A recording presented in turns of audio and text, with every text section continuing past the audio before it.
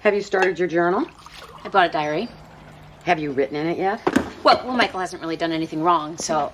The journal establishes in the eyes of the court a pattern. When Michael calls Lauren, when he drops her off, when he picks her up, when he makes child support payments, any and all interactions you have with him. Right, but really it's so if Michael does something bad, I have documentation. Hey, he's the one that has to do something wrong before that works. Amy, I'm a terrific divorce attorney. That's why you're paying me so much money you can't afford not to live with your mother. I have a hard time seeing Michael as a bad guy. Well, try not to dwell on the positive, because he won't. What do you mean? I mean, we have to assume he's keeping a journal. I mean, have you ever been late to pick up Lauren? Has he ever seen you have a glass of wine? Oh, my God. And then there's the matter of your sexual activity.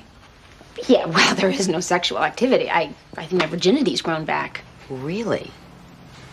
Because Dr. Carroll said the two of you spent an evening reinventing the wheel. That's a lie. Does this ring any bells? Tracy?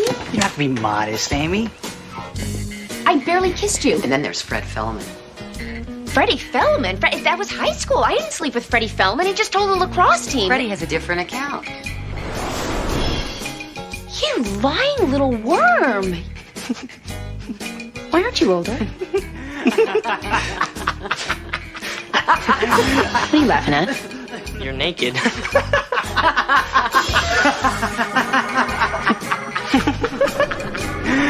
Oh, I get it.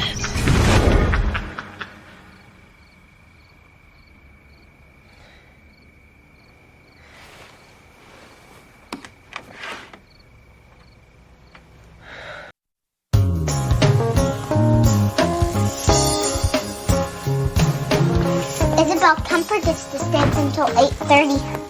Eat your toast.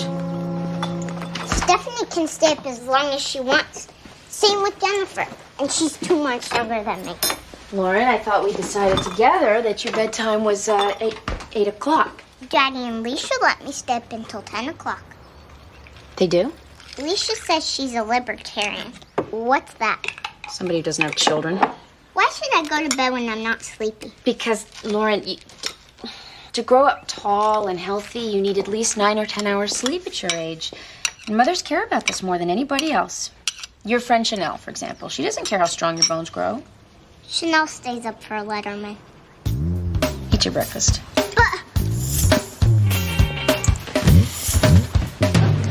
Trucker by the name of Jack McEachern found the boy curled up in the parking lot this morning about 5. Curled up as in asleep? Likely left behind by travelers in his pajamas and all. He won't give us his name. Mind if I try? Well, that's why we called John. Mr. McEachern, I'm Maxine Gray. Good morning. He's a strong silent type. Can you read? This badge shows that I am a social worker for the Department of Children and Families. That means you can talk to me.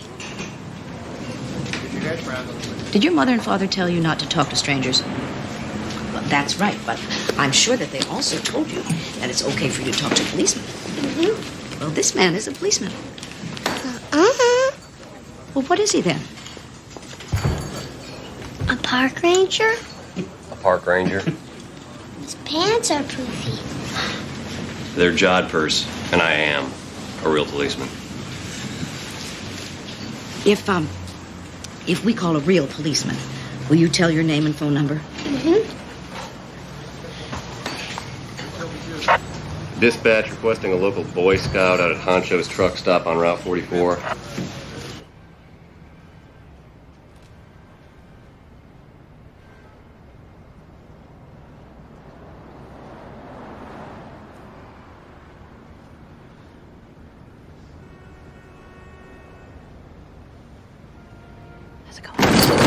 Ow. Oh, Vincent, I'm remarkably sorry. That's okay. That's, I didn't hear you coming. You were deep in the artistic fictive dream of the writer. What time is it? Almost 9. I gotta get to work. Judge Gray's gavel hits the strike plate at 9:30. I've been at this computer since 5 a.m.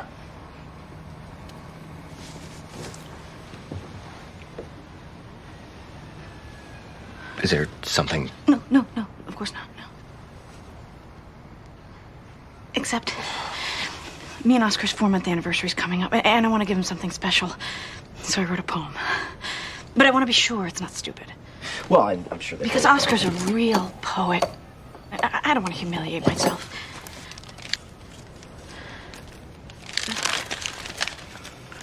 You want me to read? Only if you promise to be hard on me. Oh, I'll be. Thank you.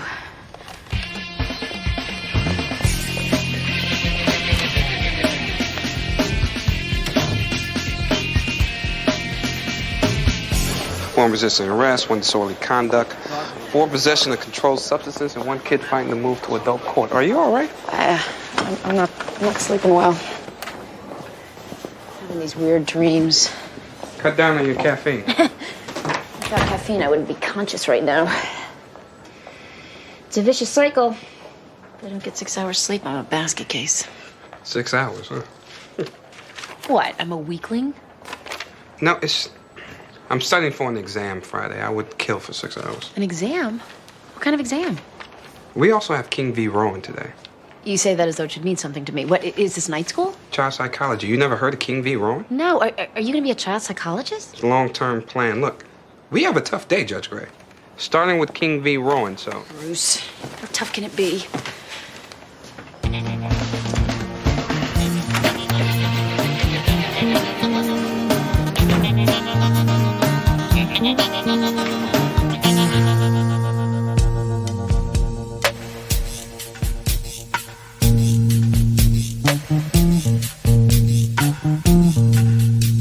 Mom, you're crushing me. What are we going to do?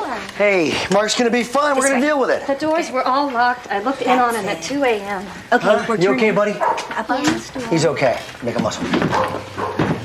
Attaboy. Want to see a magic trick? Honey, get the camera out of her face. Does Mark run away often? I got no shirt. It's right here. He was asleep when they found him, right, Miss Gray? Yes. Oh, hey, you can't wear your karate gi to school. Asleep in a parking lot. It's the Ace of Hearts. Somebody get Mark dressed. Got it. Come on, big man. Most children prefer a bed to a parking lot. Why is he doing this? Do you think he needs more exercise? Mark sleepwalks. We've taken him to the doctor. Maybe we should put a bell on him. So it's happened before. Got a big sack of kid here. Try it again. Last week, our neighbor found him in the backyard about 4 houses down. It's the Queen of Hearts. The doctor thinks he might be upset on some level about my going back to work. Well, I'm sorry for how this sounds, but I'd like your permission to talk to Mark's doctor. The doctor said it was just a phase. Mr. Saunders, your son was found asleep in a parking lot. He could have been hurt or abducted. I'll get the phone number. Let's do it again. Why don't you just give me the card you want? Okay, before we begin the custody hearing, I'd like to rule on Mr. Acuff's motion. Thank you, Your Honor. My client, Mr. King, would like his 2 children, Danny, age 11, and Nicola, age 7, to direct their own independent counsel. Paid for by him, no doubt. Excuse me, I wasn't finished. We object to this motion, Your Honor. He who pays the piper calls the day. When the divorce was first granted, the children were too young to articulate their own opinions. But now they are competent individuals with a rational point of view. You have clearly never dealt with 7 and 11-year-olds. Counsel, no bickering in my court. He's turned the children against me. My kids have their own opinions, Judge, which they have formed from their own volition. Only a fool couldn't see through this transparent ploy. Ms. Orr, I hope you're not implying that if I rule in favor of the motion that I'm a fool. No, of course not, Your Honor. It's not you I think is a fool. Nice grammar. Oh, right. I think we're all forgetting that there are rules in this courtroom. He thinks that if the children have their own lawyer, it doubles the number of arguments. And the voices of the children are not being heard in this court. You made them all with you son of a bitch. That is The voices of the children are not being heard. Hey, this is a court of law, damn it!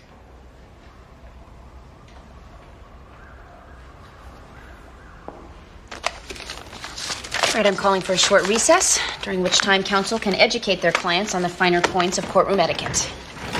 Mr. Van Exel.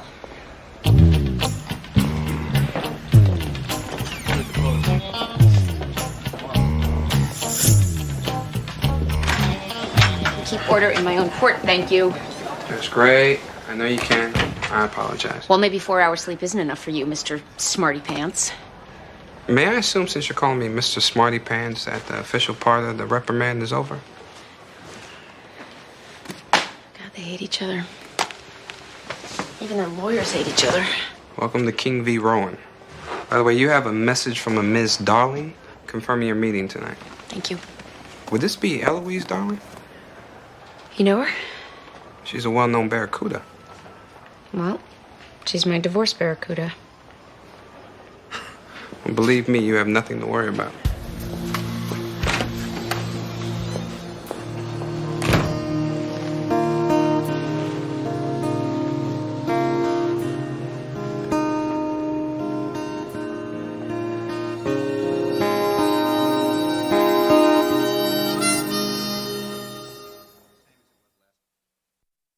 All I'm saying is, it is in your best interest to assume the worst. That way we're ready for anything. And the worst is... Michael demands sole custody. Mm-hmm. What are the arguments he'll use against you? I don't understand. You drink too much, you're promiscuous, you put your career ahead of your daughter's best interest. No, I don't think Michael would say that. Look, Amy, it's really important that we present you as the superior parent. Now, please, what are Michael's shortcomings? I guess Michael abdicates responsibility. What does abdicates responsibility mean? Oh, sweetie, this is a grown-up conversation. All the good stuff happens after I go to bed. No, it doesn't. Hey, Mom! Daddy lets me stay up until 10. 10? How old are you? 6. Who are you? This is, Eloise. She's, Uh-oh. Ishe, Inde, Irhe, anything. Hey. I speak Latin, pig. You should be fast asleep. I can't sleep. That's because you eat too much sugar and watch too much television. Mom! It's okay. I'm on your side. Come on, I'll tuck you in. But 10 o'clock is when I get sleepy. Fine, you can nap till 10 and then go to sleep. A strict bedtime would really be in your favor. Tell that to her.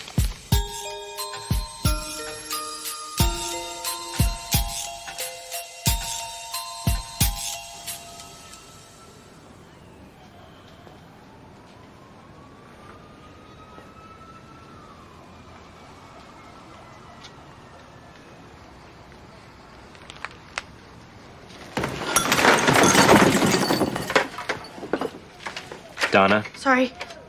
I was striving for silence. No, that's okay. Listen. Your poem. Did it blow? No. It's good. It is? Yeah. Fleckless. Like an egg. Like love. Like loneliness. Like a wheel. I think wheels and eggs and love are perfect. Don't you? Yeah. Yeah, I mean, loneliness is perfect, too. Perfect doesn't mean good. Exactly. Listen, don't take this the wrong way, but how did you come up with this? I just wrote my feelings. Oscar inspires me. Huh. Maybe I should be an Oscar. But you have Lisa. I mean, you haven't broken up, have you? No, we haven't broken up. We haven't even...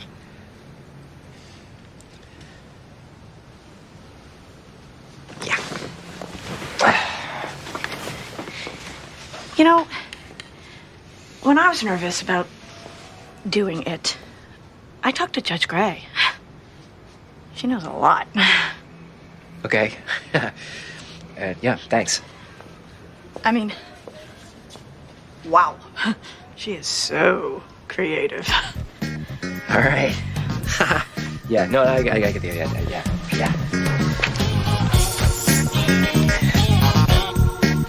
Thanks. Mr. and Mrs. Frame, divorced 3 years, share joint legal custody of their 14-year-old daughter, Grace Frame. My client is asking the court to modify the custody agreement in his favor. On what grounds? Grace shows real potential to become a world-class gymnast.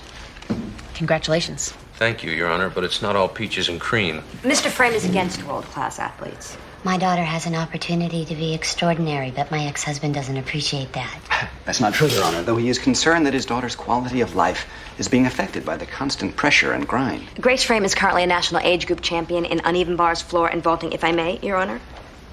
She's also a straight A student. Her attendance record is impeccable, and her citizenship marks are beyond reproach.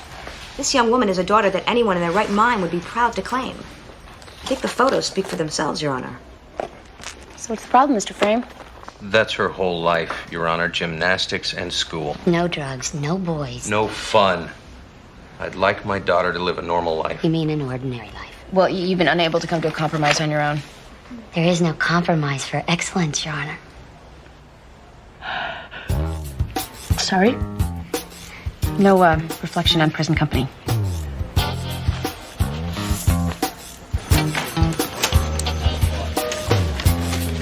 Maxine, a Dr. Nishimura called in to double-check your credentials. I told you that photo on my ID was fuzzy. You're pursuing a sleepwalking case? A little boy walks a mile in the middle of the night across a highway. I think it bears some scrutiny. Did Dr. Nishimura find any signs of abuse? No. The Saunders are regular visitors to the emergency ward, but there's a good, wholesome explanation for every injury. Maxine, we have kids being sold for sex, beaten with extension cords, set on fire. Is that not enough for you? No, Susie. You know my ambition is to root out abuse where there is none. And if we find no signs of abuse, we move on to the next case, don't we? That's usually the way it works.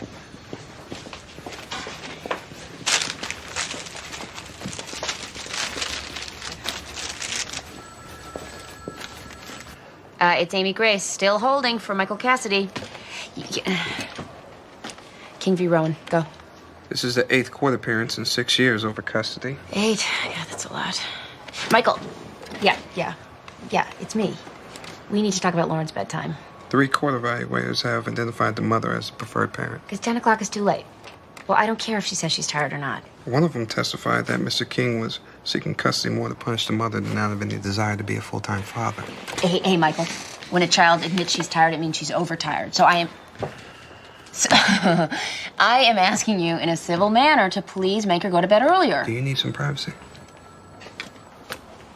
Mr. King was chastised for holding back child support and spending money on trips and expensive gifts. Yeah, meanwhile, the mother wipes out her finances, putting braces on the kids. No, Michael. I didn't mean you. So, be a man. Make the little girl go to bed.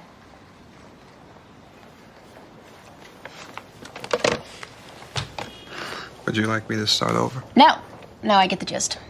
The bastard wants me to give him power to torture the woman who's actually doing a pretty good job raising his children.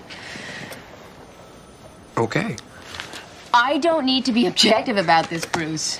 Do the children, in the eyes of the law, have the right to direct their own legal independent counsel at the ages of 7 and 11? That's the only question I have to worry about. Mark, do you remember me? Mm-hmm.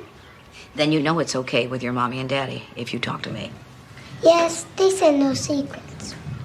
Do you usually have secrets in your family? No, everybody knows us. Really? Andy's the quarterback, Sylvia got the highest marks, Davy met the mayor, Brent got a letter from the president, I'm more interested in you, Mark. and Brian raised the best chinchillas. Mark, what do you like to do? I like to go to my quiet place. I like to go to my quiet place. Who's that? Would that be your sleepwalker? It would. Maxine, I thought we agreed you were going to move on. We didn't agree, you agreed. And when only one person agrees, it's not binding. Well, I just have to wonder what legitimate cases are suffering. Did they teach you that one of the prime indicators of an abused child is a tendency to withdraw? An over-attachment to a secret, safe place? Because this little boy spends half his time under his bed. What's he hiding from? 5 brothers and sisters. He's a quiet, observant, introspective little boy in a family of showboats. Being an odd duck does not explain that degree of sleepwalking. My thoughts, exactly. Fine, Maxine. And how are you going to investigate these family dynamics? Surveillance, maybe?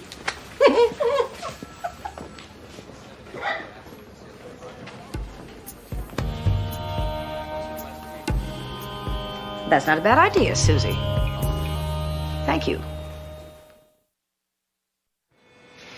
Now, why am I to believe that 2 minor children are capable of directing their own legal counsel? Because, Your Honor, they have a strong point of view, which has not been heard in They court. want to live with me. Because you bribed them to feel that way. Counsel, With all due respect, Your Honor, I have to argue that this is not simply a matter of law. On the legal issues alone, you cannot win. This is another shallow ploy by you and your client to torture my client. My client lives every day in a state of torture, denied his children. Your client is a bully who has stated time and time again, Your Honor, his intention to harass Miss Rowan until she gives up her children. Oh, bite me, Roberta. That would barely be a mouthful. okay, that's it. Mr. Acuff, Ms. Orr, I'm holding you both in contempt. Your Honor! Lock them up. Put them in adjoining cells. Your Honor. Let's go. Come on. Good job. We're going to jail. I hope you're happy now. Me, you're the one who pissed her off. Oh, shut up. Aren't you tired of paying your fines? I need this on my desk by 4. What's your name again? Vincent. Vincent, I don't need any book editors or critics. Nice scarf, Helen. I don't want to write about books. Thank you. What do you want to do then? Well, I did a little reporting in college and afterwards, and I'm interested in doing it again. Yeah, you know, you'd have to be a cub. Yeah, I know that. Why would you want to do that? Honestly, because I have writer's block. And if there's anything I remember about reporting, it pretty much cures you of that. Yeah, but you'd be writing about crap. And my cub reporters are college kids that I can abuse. I really want to do this. I could take the abuse. Okay. I'll tell you what, Vincent. You can cover the Parks Commission meeting this afternoon. If you still want the job after that, then I'm a believer. Parks Commission. Something big going on? Not in the entire time I've been at this newspaper.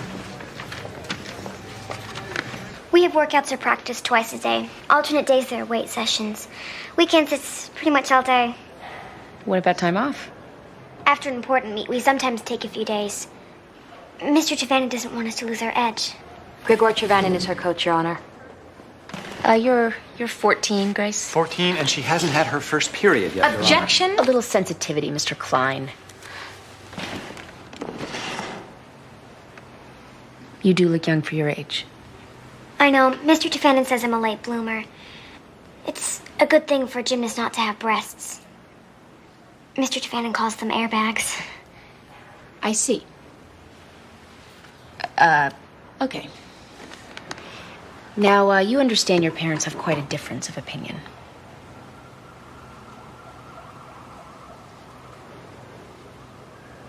What do you want to do?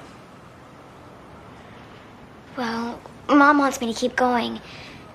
And Mr. Trevannon says only losers quit. What do you think? Mr. Trevannon says with the right attitude I could win an Olympic gold medal. Would you like that?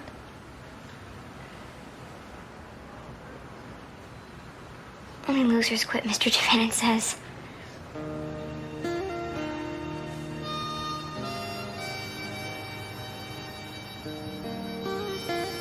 I'd like to speak to Mr. Trevannon. As you can see by footnote 36A, the projected density of the development exceeds the estimate done by the zoning commission. The zoning commission estimates were superseded by the findings of the land use task force. However, they were referenced by the state urban development I don't committee. see what the state has to do Well, with sir, it. since the park has already been named by the Public Lands Council. What name? Martin Luther King Jr. Park. Get out of here.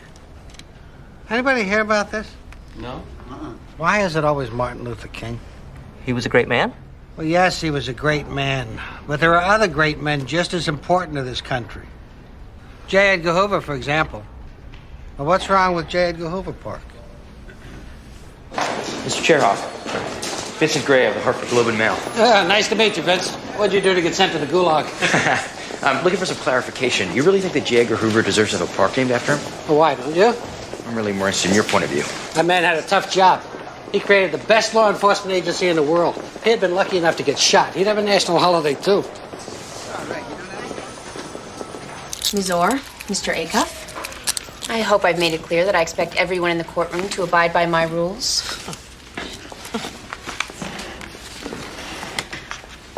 Danny, I'm going to ask you some questions, and I'd like you to answer them honestly. I want to live with my father. I see. Can you tell me why? He's a good father. We do stuff. What kind of stuff? We go places, the movies, and my mother never takes us to the movies. She never wants to do anything fun. Your Honor, I think it's quite clear that Danny has been coached. He's simply telling the truth. Counsel, I would like to talk to Danny King without interruption. Thank you. Danny, when you get a bad mark in school, what happens? When my Nintendo gets taken away, I get grounded. By whom? Mom, And what does your dad do? we don't talk about school. I mean, when you do something bad, what does your dad do? Well, we don't do anything bad when we're with him. Could you bring in Daniel's sister, Nicola? Why do you think you need a lawyer? Because everyone's against my dad. Oh, really? Well, he keeps trying to bring us home with him, and we want to. But the government's against him. And if I had my own lawyer, he'd be able to help me. Because I'd be the boss of him. Well, thank you, Danny. I appreciate your honesty.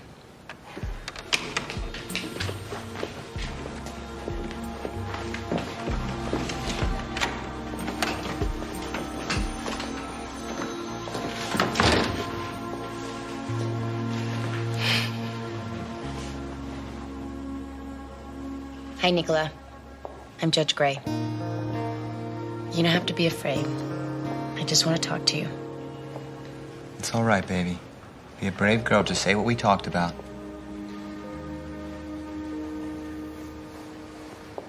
She'll be okay in a minute. Just give her a minute. Come on, baby. Maybe a glass of water. Quit having an influence on her. Please, can't we make this stop, please? I'll do whatever you want. Just please make this stop. It's okay, baby. It's okay.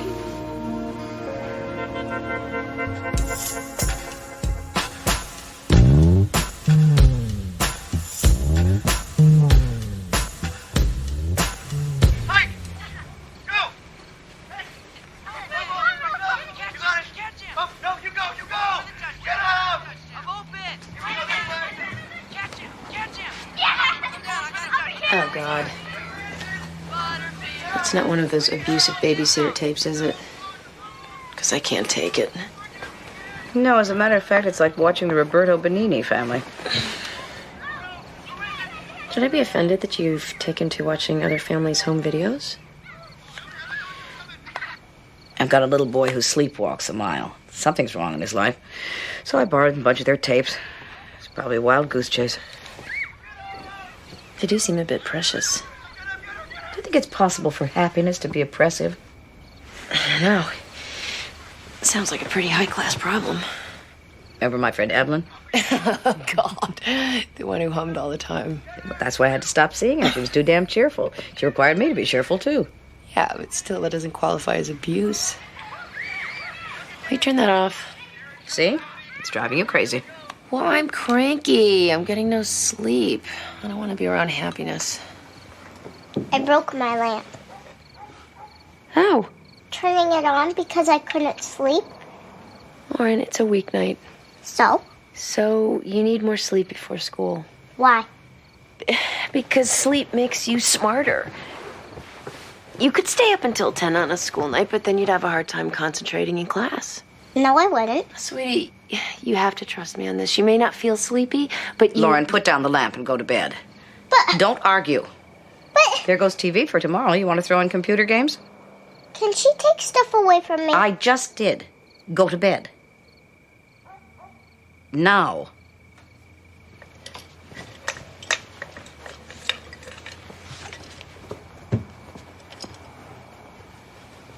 I can do that in court. But not here. You're getting divorced. You're afraid of alienating her. If you take my advice, you'll give yourself permission to be a parent.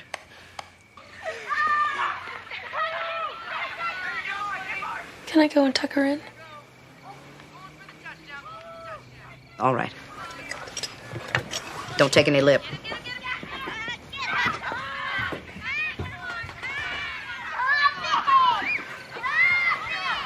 Mom, I know they're supposed to be happy, but that sure sounds like murder.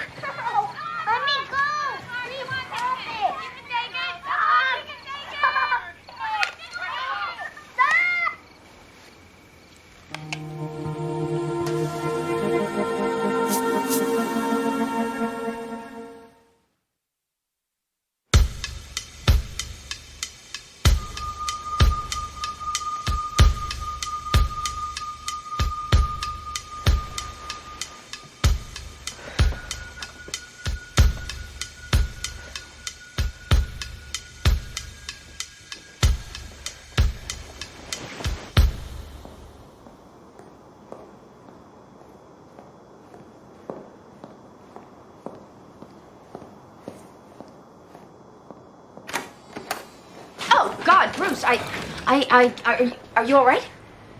Judge Gray, I'm sorry. I was just studying. Oh, no. You can use my desk, Bruce. Especially at 2 in the morning. No, I just came to look up some sentencing guidelines. Still can't sleep, huh? Yeah, it's this custody thing. King v. Rowan? No, Michael v. me.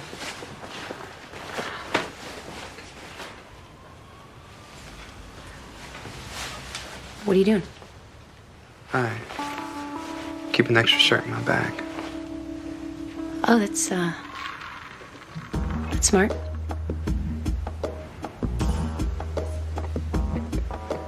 Judge Gray.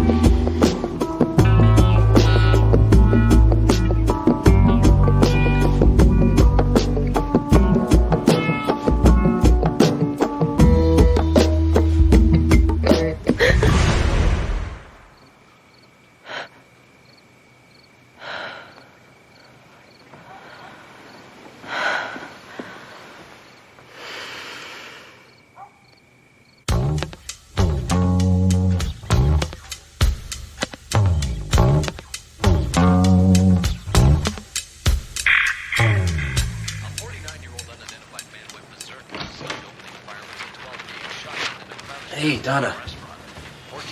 You get the metro section? Never read it. It's too depressing.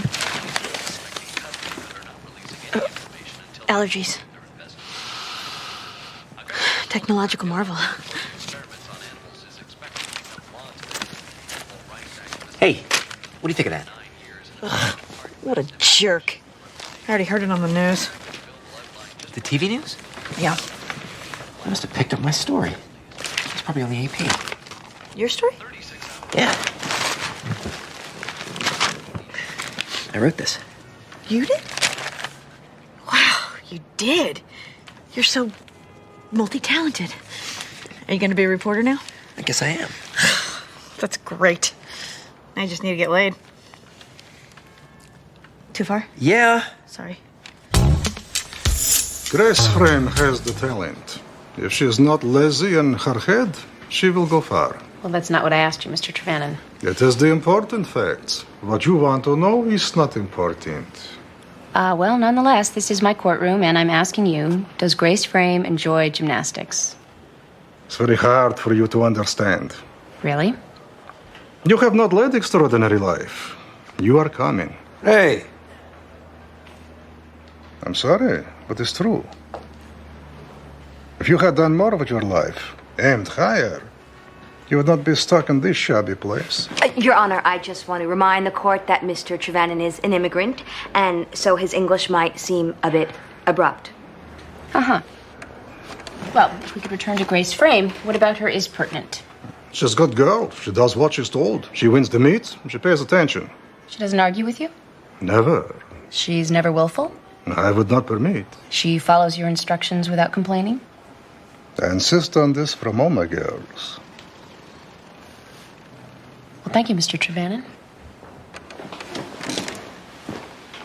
Anything else? No, Your Honor. No, Your Honor.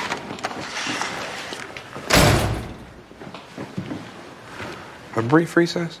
No, I'm ready to make my ruling. I'm extremely loath to remove custody from Mrs. Frame, at least without a thorough psych evaluation. My best guess is that the evaluation will show Grace Frame to be stunted, both emotionally and physically, because of an over-arrogant, bullying coach. But he's the best coach in the world. So he informed us.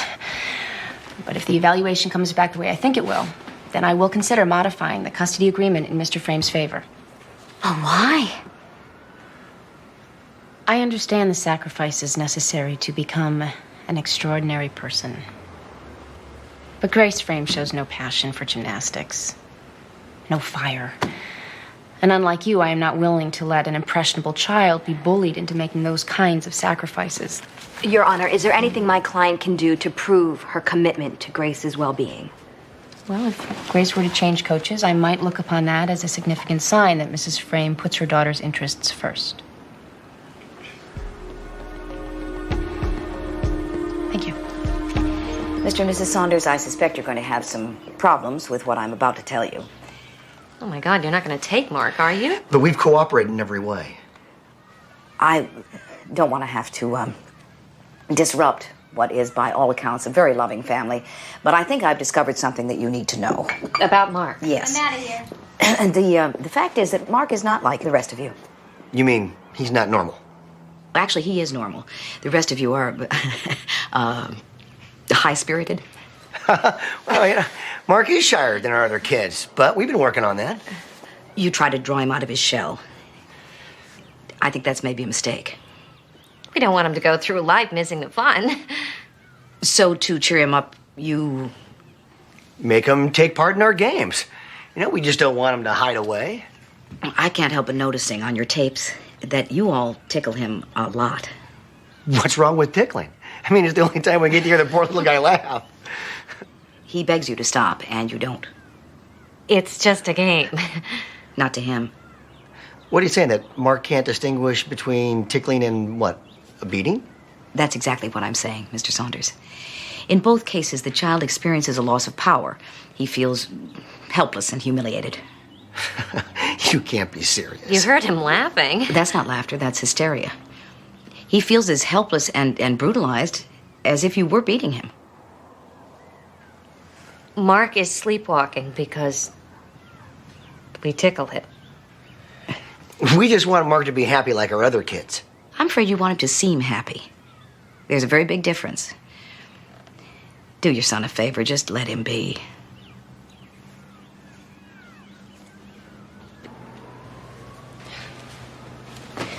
Okay, I'm ready to rule on Mr. Acuff's motion that the minor children of Jack King and Tara Rowan be allowed to direct their own independent counsel. Now, it is obvious to me that these ongoing custody hearings have become so rancorous that the children do need representation which attends to their needs first and foremost. But, in addition, I am also ordering the guardian ad litem be appointed to safeguard the children's interests. A guardian ad litem is usually appointed in neglect or abuse cases. In my opinion, this is an abuse case, Mr. Acuff. In my opinion, these children are being abused by a father who wants to strike back at his ex-wife through his children. And the only ones suffering more than she is are the children. I don't understand. A guardian ad litem is charged by the court to pursue the best interests of the child, even if counter to the child's stated desires, especially in a situation where the children may have been unduly influenced. The court is overstepping the issue before it. Well, we all have to stretch in life, Mr. Acuff. I'm ordering a continuance in the King versus Rowan custody hearing to give the guardian ad litem time to evaluate Danny and Nicola's best interests.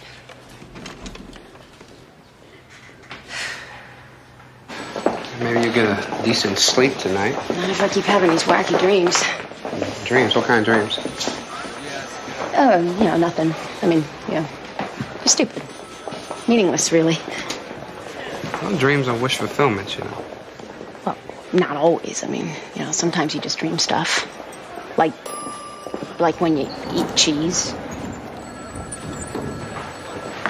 I must have missed that lecture on Freud. Freud was a cocaine addict who was in love with his mother. Good night. Good night.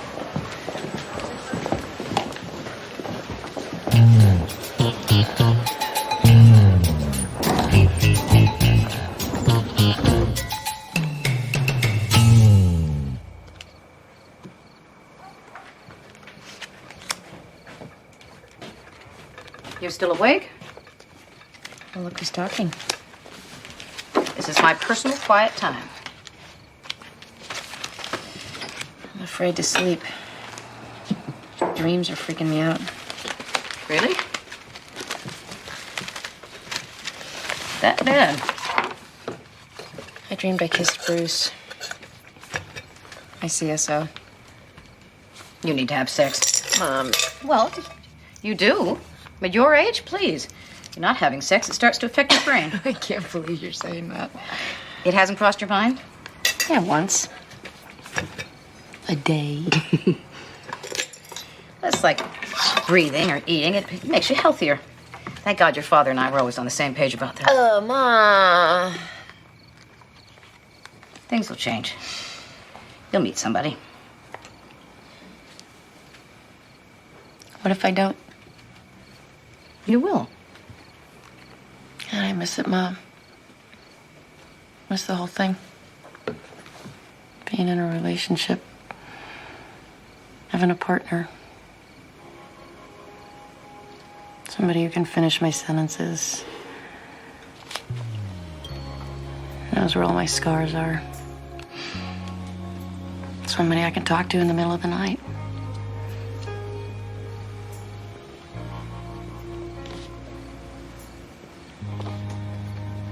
Somebody with a penis.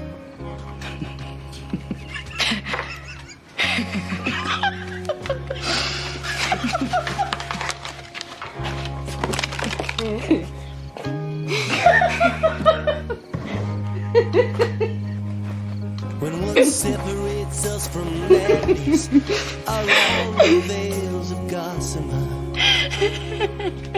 A veneer of strength betrays us and slips away like rain. And this is the hour where every burden is unloaded. Our souls will fly until we cannot feel the sting. And we will dream till the moment has exploded down to a stillness that only love can bring.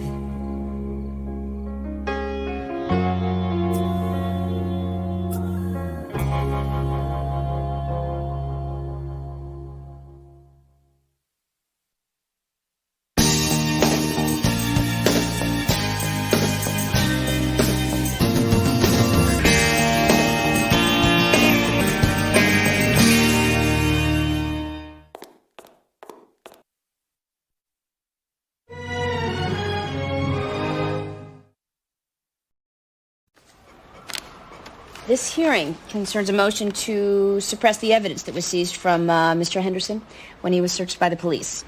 Mr. Henderson was playing basketball in a neighborhood park when Ed Dunsmore's dog, Cyrano, sniffed out some contraband in the defendant's gym bag. Mr. Dunsmore called the police, who acted on the tip, searched the bag, and discovered 2 ounces of marijuana. Mr. Henderson was arrested, and here we all are. Is that about it? Yes, Your Honor. Yes, Your Honor. And Mr. Dunsmore, what's up with Cyrano? How does he know what marijuana smells like? Ma'am, Cyrano was trained to detect drugs hidden in shipments offloaded in Boston Harbor. I got him when he cashiered out of the Boston PD, ma'am. And why were you in the park that day? I'm a member of the Neighborhood Watch program, and that's where this little scumbag hangs out. Alleged scumbag, Mr. Dunsmore. What, ma'am? Stop calling me ma'am. It makes me feel like the Queen Mother. Judge Gray or Your Honor will do. Yes, ma'am.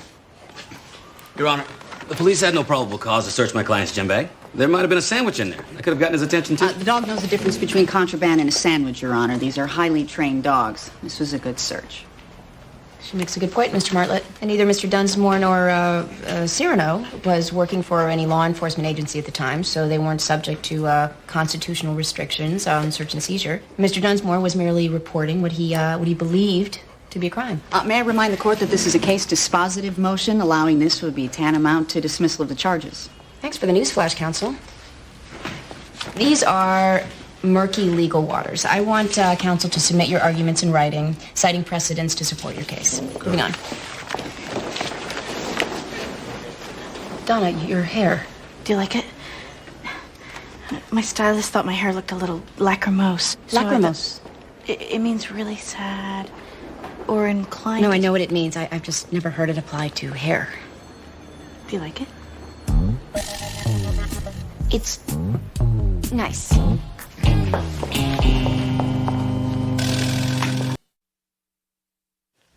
You see, that's his head, and that's his hand.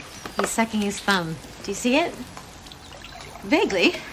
Those are the legs, the feet, and right there, the penis. You said penis. Yes, I did. That's a bad word. No, not when it's that small. Isn't he beautiful? Well, yes, he seems very nice. Can somebody help me? Are you retaking the bar? No, I'm teaching a class at Yale. You are? Mommy, Aunt Joan has a picture of her baby. He has a penis. Let me see. If that's Aunt Joanne's baby, why is he in Evie's stomach? Because they're adopting him. Are you ready to go? Yeah, But why doesn't Evie want him? Because she thinks we can do a better job taking care of him. Amy, why on earth are you teaching a class at Yale? Because they asked me. There's a handy little 2-letter word you might want to learn. Mom, it's an honor to be asked. You should be congratulating me. I'll congratulate you when you learn how to take a nap. Hello? Let's go. Yes. I remember him. Well, where's he now? All right, I'm on my way. Off to a flying start.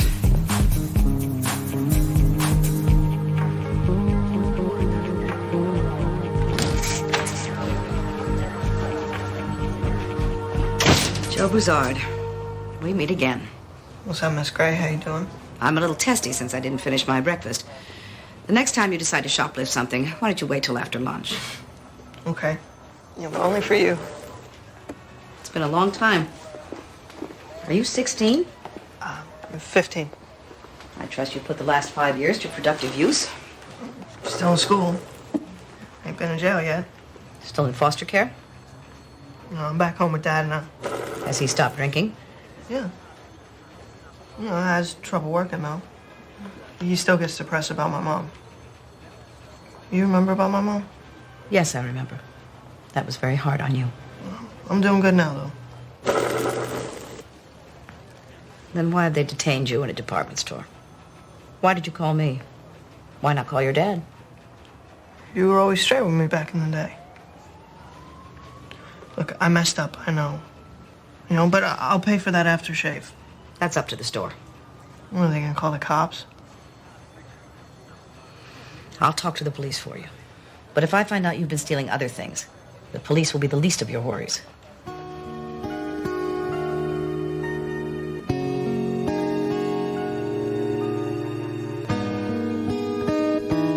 I got a call from one of my moles at HPD. The vice president of the Chamber of Commerce got whacked last night in a carjacking. My God, what happened? If I knew that, what the hell would I need you for? All I know is somebody capped him. Now, here's the money shot. When the paramedics get there, they think they're treating a female because he's wearing women's clothes. Wow. Best part? The guy's a militant homo hater. That's fun. All right, I'll start with the cops. What happened is going to be on the radio in 1 hour. Go talk to the grieving widow and ask her about his clothes. Why would she want to talk to me about that? Because you are going to sweet talk her into spilling her guts. And then you're going to write it up and you're going to get it to me yesterday. Hey, Diane, get me Zach Benton on the phone. I want to talk to him about his op-ed piece. You got it. Let's go, Vincent. We don't have all day. Ms. Romano suffered a brain injury 5 years ago that left her with the mental capacity of a 12-year-old. As tragic as that accident was, DCF is convinced it rendered her an unfit mother as well. How so? The baby, 10 months old, is significantly behind the birth rate growth curve. This clearly constitutes a failure to thrive and justifies the removal of the child from the home. Is there any father or family? No husband, no family.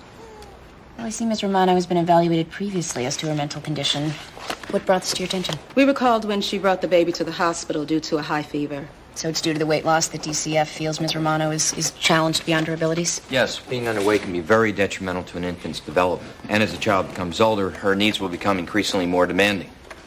Martina, do you know why you're here? Some people think I can't take care of Elena. But I can. May I see Elena?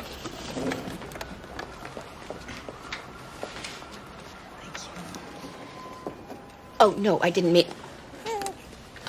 okay.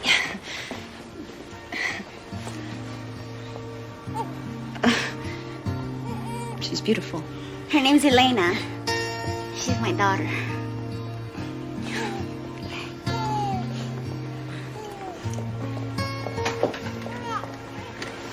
If it pleases the court... Save it, Counselor. We're going to go to trial. Then DCF requests an OTC to evaluate the child's health. Fine, Miss Richardson. I'm issuing an order of temporary custody for Elena Romano, effective immediately. I want the court physician to examine the child and DCF to evaluate the Romano home before we reconvene, Tuesday, 10 o'clock. Tuesday at 10 o'clock. Adjourned.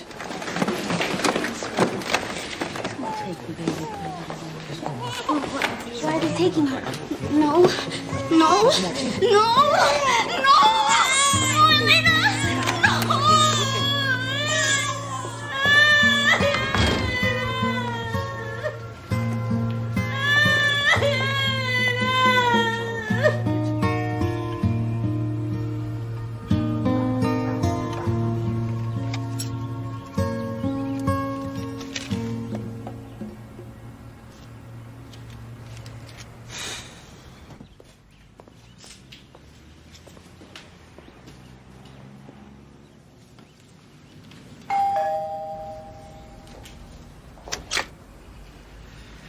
Marcy Watson?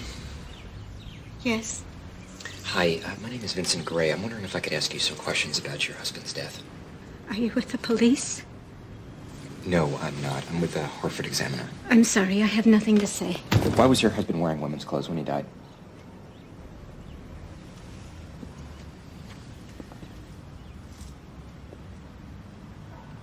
Did you say your name was Vincent? Yes, ma'am. Vincent. Please, leave us alone. I'm sorry about you.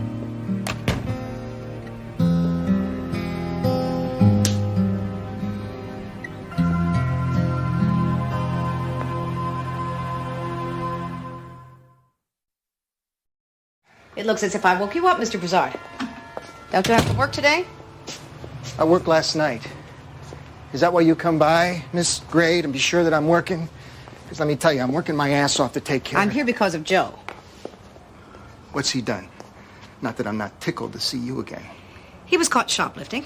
I haven't seen him in 5 years, but he had the store call me. Have you any idea why? Yeah. He knows I'd ground him, take away his damn skateboard. What'd you do to him? Mr. Broussard, the last time I saw you, you were lying in your own vomit on a gurney in County Hospital. Hey, I quit drinking. In the 6 months that he's been back with you, Joe has had trouble at school, and now he's been caught stealing. I need to know what's going on here, and I don't need your attitude. I don't know. He doesn't talk to me much. Talks to a shrink. He's seeing a therapist? Some broad. She's supposed to be an authority on kids whose mothers have killed themselves. Like it's some new fad or something. Can you give me his therapist's name? I'd like to talk with her. I don't know. Dr. Kumbaya or something. Dr. Kubiak? I guess. You guys pay her. I sure wouldn't. All right, thanks. Hey, Greg. What the hell is this? It's a brief on Bill Watson's murder. I didn't want a brief. I wanted a quote from the widow. I didn't get that. Why not? I went to the woman's house. I stuck my foot in the door. She was repulsed. That's good. Now get her to say she's repulsed, and that's worth printing. I'm not going to torture this woman. Besides, I think there's a better angle on this story than the predictable reaction, she's upset, news at 11. Oh, you got a better angle? Like what? Like who he was, what he did with his life. Maybe someone else saw him in a dress? I don't know. Maybe. I need to do some research. Just give me one day. Did you hear that, everybody? Vincent wants another day. I want it by this afternoon. The use of drug-sniffing dogs has usually been confined to airports or high-stakes drug busts. And recently, the use of these dogs has become more widespread.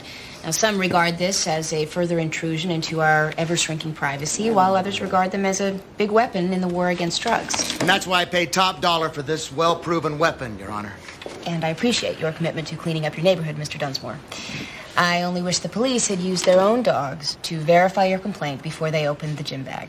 Your Honor, our patrol and apprehension of this scumbag just got one more drug dealer off the street, ma'am. Were you in the military, Mr. Dunsmore? No, ma'am, I was not privileged to serve my country as a soldier. I have a bum wheel. Well, I'm sorry, Mr. Dunsmore. But while Cyrano may have done a good job, the police did not. This case is dismissed based on the fact that this was an illegal search and seizure. Well, in a war, there are no rules. You know, you just take out your enemy any way you can. Cyrano! Hey!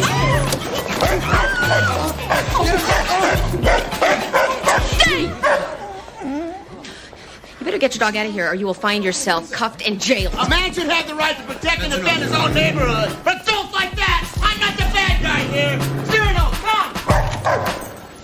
It's great. I'm surprised we haven't met. I do a lot of work with DCF. Your reputation precedes you, Doctor. You've read my books? No, but I saw you on the Today Show. Oh, that was a nice spot. So, what can I do for you? I'm working with Joe Broussard. I understand that you've been seeing him for a little over a year. Oh, yes, your office referred him. I specialize in adolescent grief therapy.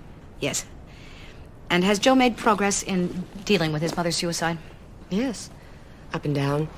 His mother's death was an abandonment, and in Joe's mind, so was his father's drinking. Maybe in some way he blames himself for what happened? Ms. Gray, let me assure you I am very much on top of Joe's issues. According to Joe's principal, he's been skipping classes, his grades have fallen, and now this shoplifting incident. Shoplifting is a fairly benign cry for help. He's going to have those incidents. It's my understanding that Joe was doing well until recently. Miss Gray, I respect the work you people do. You offer an important service. And though I'm sure it sometimes feels that way, you're not trained to psychoanalyze children. That is better left to the experts. I didn't mean to encroach on your territory. It's fine. Dr. Kubiak, I'm concerned that perhaps Joe's father is drinking again. There's a confidentiality issue here. But I can say that Joe's acting out would be consistent with a lapse in his father's sobriety.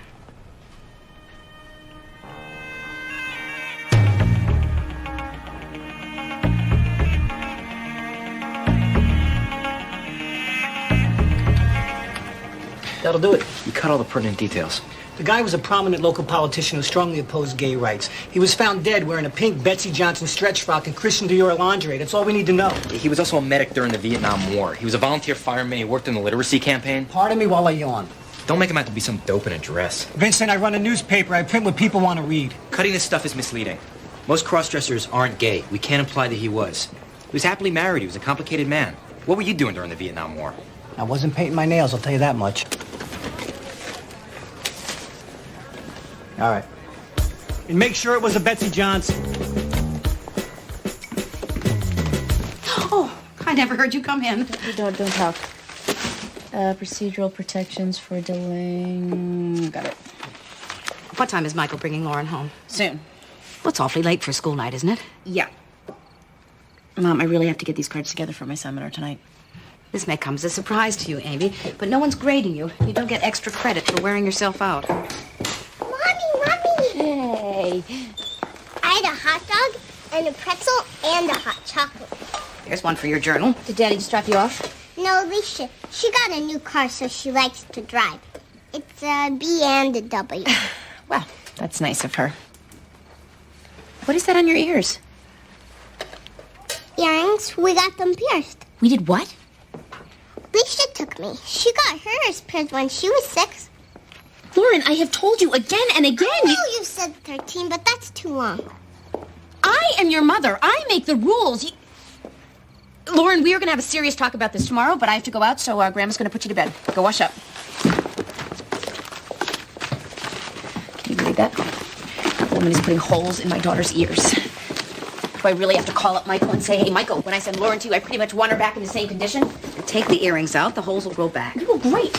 Well, then I'm the bad guy. It's a no-win situation. I can't win. Amy, your students are waiting.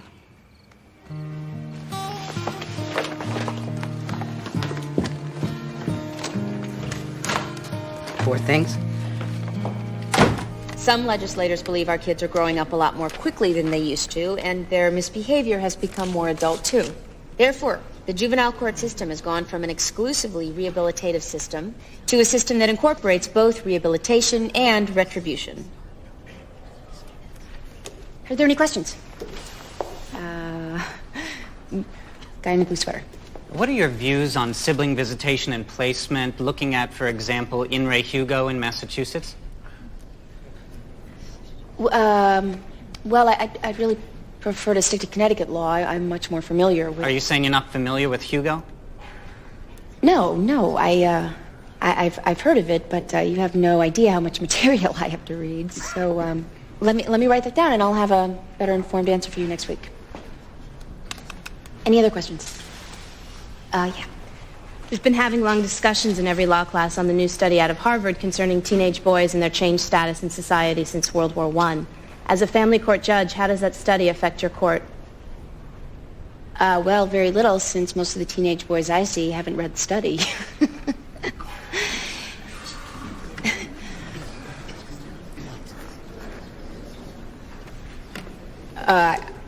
I wonder if you could be a little bit more specific as to which aspect of the study you're referring to. Never mind. No. Well, we're out of time, so see you next week.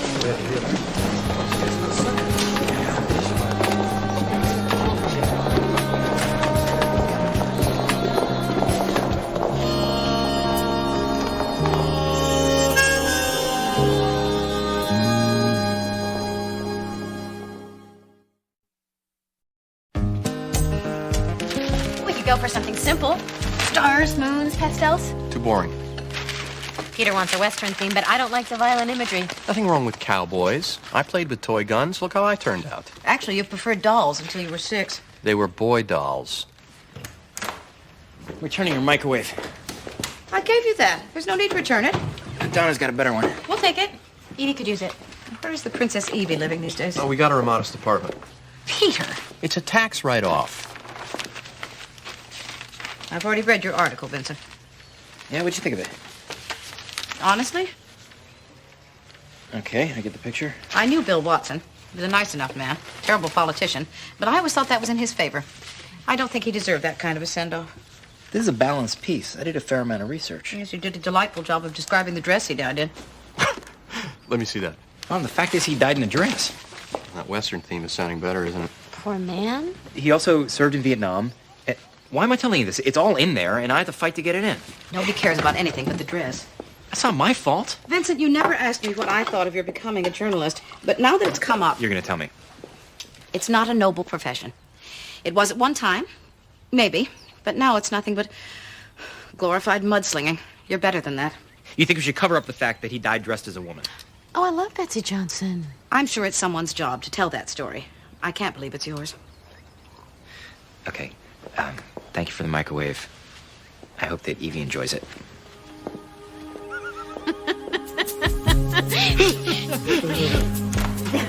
Give it to me. Oh. All I wanted to do was go home and put on my jammies and buy every piece of bad jewelry off the Home Shopping Network. I tried to tell you. I got off to a slow start. I won him over. Do you really need a bunch of self-important law students to validate you? No. Yeah, maybe. So I needed the odd pat on the back. How does that distinguish me from every other overachiever? Hi, Judge Gray. Hi, Donna. Is she starting to look like me? She's trying. Some people think they're creepy. Well, my dad calls them rats with wings. Well, they may not be very classy, but there's something straightforward about them. As in, hey, you've got bread and an opposable thumb. Tear me off a piece. Joe? I've talked to your dad. I've talked to school, your therapist. Nobody seems to know what's going on with you. I'm just chilling. You know, doing the school thing, seeing my shrink. Shoplifting? I know, that was a one-time deal. You think about your mother a lot? Yeah. You know, but I try to keep it together for my dad. He still has all our clothes and stuff. When you lose someone that you've loved and made a life with, the pain lasts for a long time. One day, Amanda and I were driving around, and I saw my dad alone, just staring down at the road. Joe, did you say you and Amanda were driving? Do you mean Dr. Kubiak? Yeah, she drove me home a couple of times after our appointments. But you said you were driving around. Did I? Yeah, I meant she was just driving me home. Why were you and Dr. Kubiak driving around? You wouldn't understand. Try me. Dr. Kubiak and I just have a special friendship.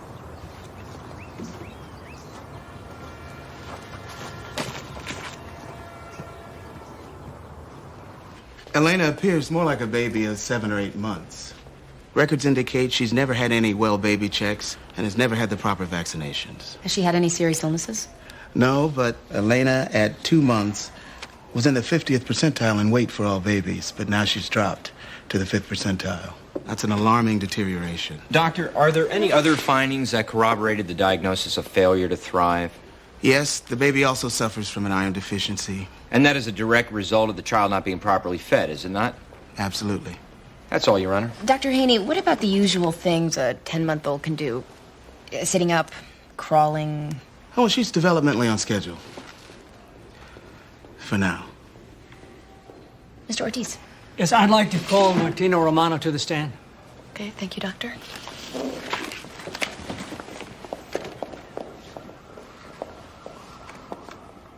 Ms. Romano, you are Elena's mother, Yes. and you take care of her yourself? Yes. Do you understand Dr. Haney's concern? He says Elena's too little. Do you know why she is? He says I don't feed her enough, but that's just because she got too fat. Martina, why do you think that? People would tell me. The lady at the grocery store, she said, you feed that baby too much, she's fat. And you believed her? Yes. Also, when we went to the park, a lady said, that's such a big girl.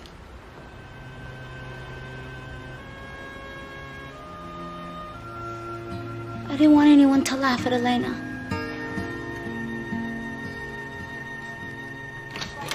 I am so sorry to be late.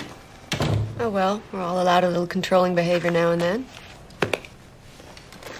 I realize that your time is valuable, so, I had an opportunity to speak with Joe Broussard this morning, and I am disturbed. How so? He seems to think that you two have a special relationship. Well, that's not surprising. It's called transference. We've been working very closely together, and Joseph is badly in need of a mother figure. I don't think he sees you as his mother.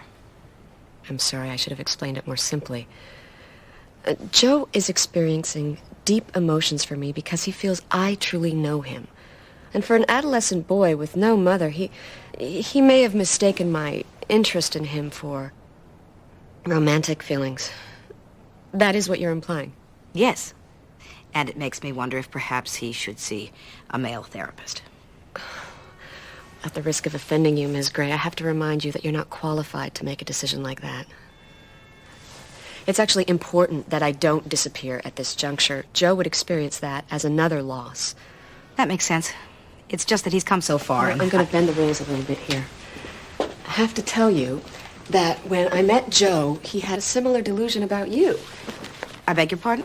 I checked my records, and he told me that his social worker, that would be you, yes, had expressed an interest in adopting him. You said he was the kind of son you'd always wanted. I never said that. Well, that's my point exactly. He's a disturbed boy, which is why I made no formal inquiry. So I tried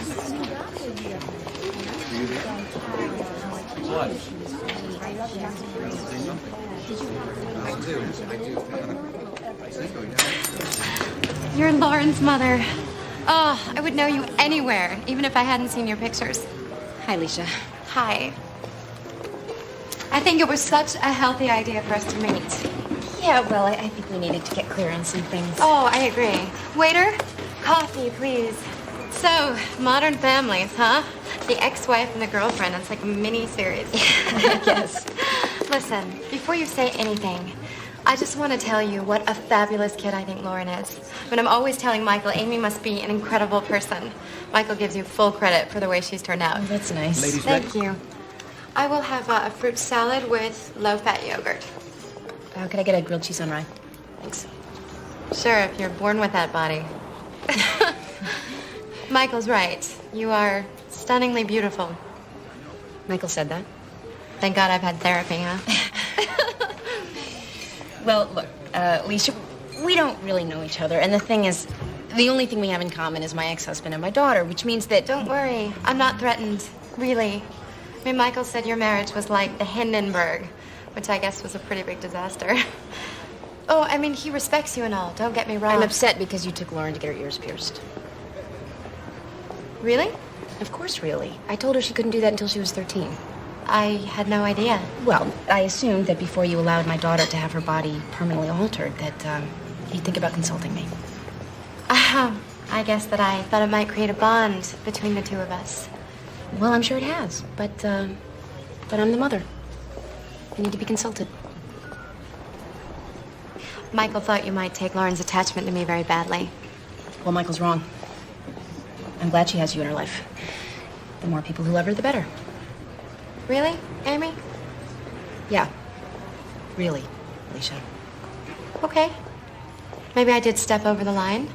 But look, the truth is I'm a part of Lauren's life, like it or not. And I can't call you every time I want to put a curler in her hair.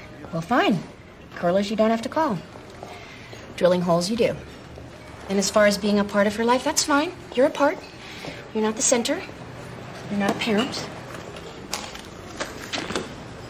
I'll pay. That's okay.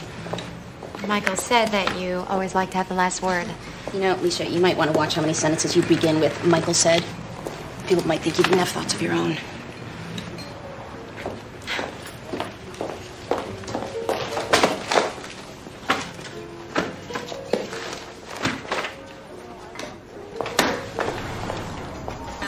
It's all your fault. What did you do? What did you say? Joe, calm down. How could you do this? I trusted you. Let's go somewhere where we can talk. She says she can't see me anymore. I mean, what's that about? Did you threaten her? Dr. Kubiak and I talked. It seemed obvious to both of us that you have an unrealistic idea of the nature of your relationship. Well, she said that? Joe, she's your therapist, that's all. Anything else you've imagined is all wrong. Oh, yeah, it's in my head. I made it all up.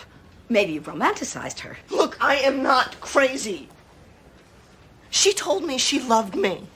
She said it was real, that it wasn't just about sex. What do you mean? It wasn't just sex. That's English, isn't it? Joe, do you really think you have that kind of relationship with Dr. Kubiak? She made me swear on my mother's grave that I would burn these. You know, but I didn't do it.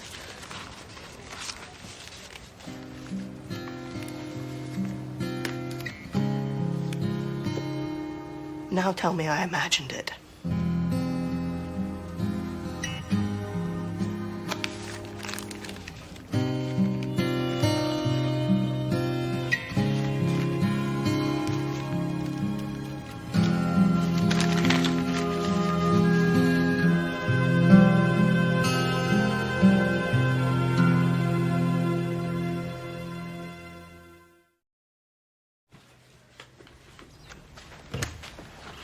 Hey, Amy up? Up and gone. She's gone. I was supposed to go running with her. Well, I guess she forgot. She's taken on too much work as usual. I wonder where she got that from. Hey, Mom, can I talk to you about yesterday? What? What she said about my article? Vincent, please, I'm in the middle of a troubling case, and I honestly can't take a dressing down. Okay, I'll be brief. Listen, this is my job. I actually like it. I don't think there's anything necessarily ignoble about it. I don't really need your approval, but I'd appreciate if you wouldn't go out of your way to run me down. Fine. Is that it? Yeah. Things change pretty quickly around here. Forgive me if I can't keep up. Seems like yesterday you were a short story writer. I still am. Now you're Jimmy Olsen. Peter and Jillian are still dancing attendance on the child who's carrying their child. Amy's disappeared on everybody, including Lauren, who's buddying up with her father's girlfriend. And the man I thought I knew died in a dress. There used to be lines, and you either crossed them or you didn't. Now it's all over the map. Who the hell knows what a moral choice is? Is there such a thing anymore? This is a rhetorical question. No, it's not. You're young, you're invested in the future. Tell me, is the civilization intact, or is it just a free-for-all? I think that most moral choices are simple and personal. You make them every day and they add up. Little things, like admitting when you're wrong.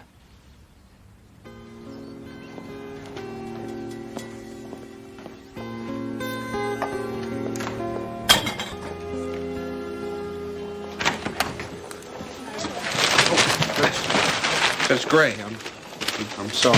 That's all right, Bruce. Just came in early to work on this Yale thing. Right. How's that going?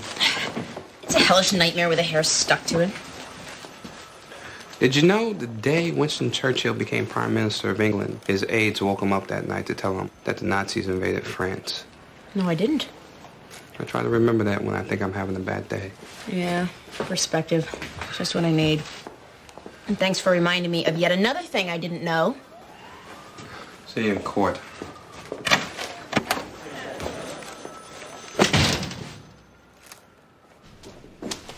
Excuse me, you can't go in there. It must be very hard to feel that way, and I understand.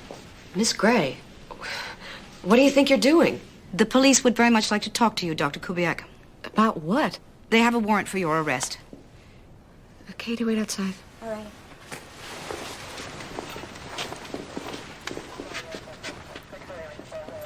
How could you do this? He's just a boy. I have no idea what you're talking about. I hope that's your lawyer you're calling. It is. And I hope you're prepared for a protracted lawsuit. Do you have any idea who I am? I am an undisputed expert in the field of child psychology. And a statutory rapist. How dare you? You violated every code of ethics I can think of. You honestly believe an emotionally disturbed teenager? If so, you're the one who needs help. I read your letters. I turned them over to the authorities.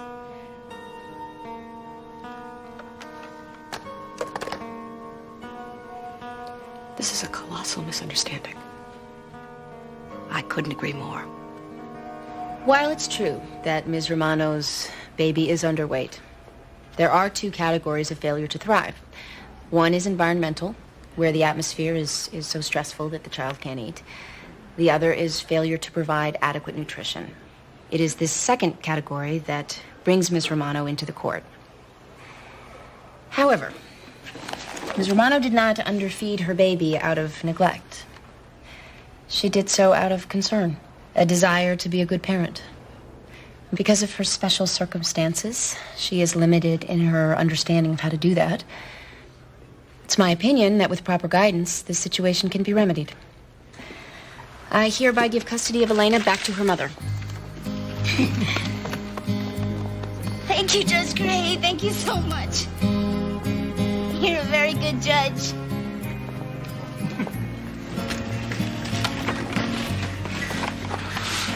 Now, how's that for validation? It's not bad.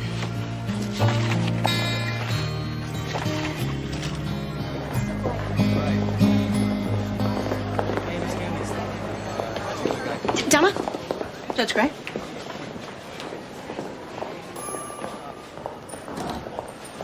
Straighten your hair. Don't dress like me. Okay. That's all. Thank you.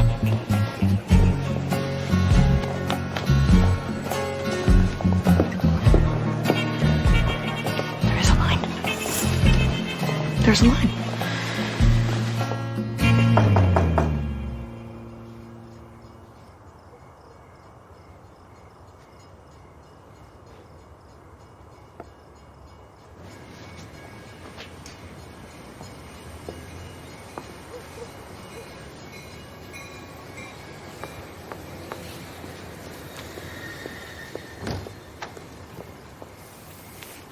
Joe? Don't come back here. You got that? You need to talk to someone. You need help. Yeah, well, I see how you help. I understand how you've suffered, but you have to understand I am not the person who betrayed you. Dr. Kubiak... Don't you talk about her. She betrayed your trust. I said don't. Joe, that's not what love is. Shut up. Joe. Shut up.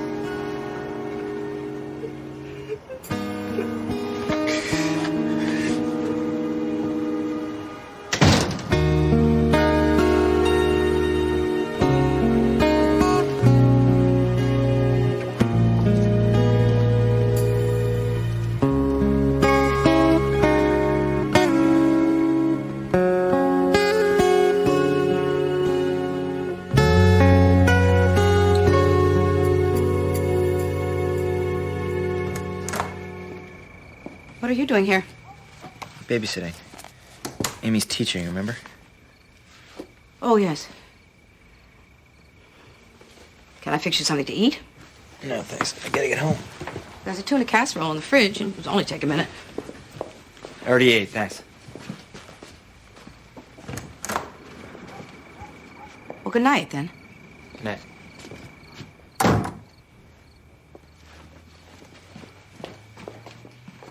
Vincent?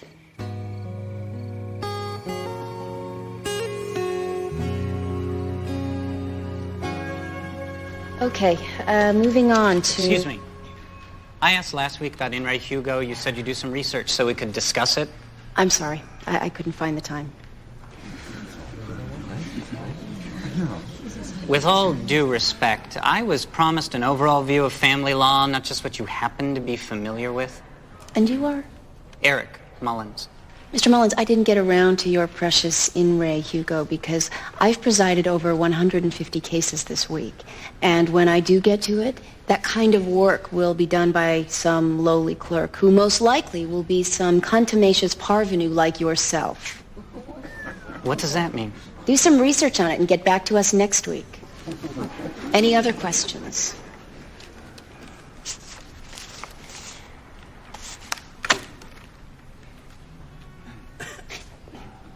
If the American judicial system were a restaurant, then family court would be a table by the kitchen.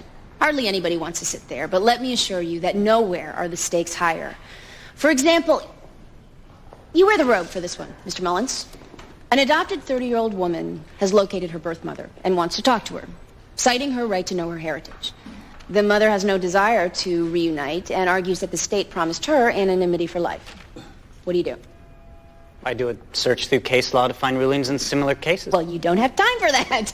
You've got 30 cases that day, and the presiding judge considers your docket light already. Then I make a lowly clerk do it. And what are you doing? Showing slides from your last vacation? You're hungry.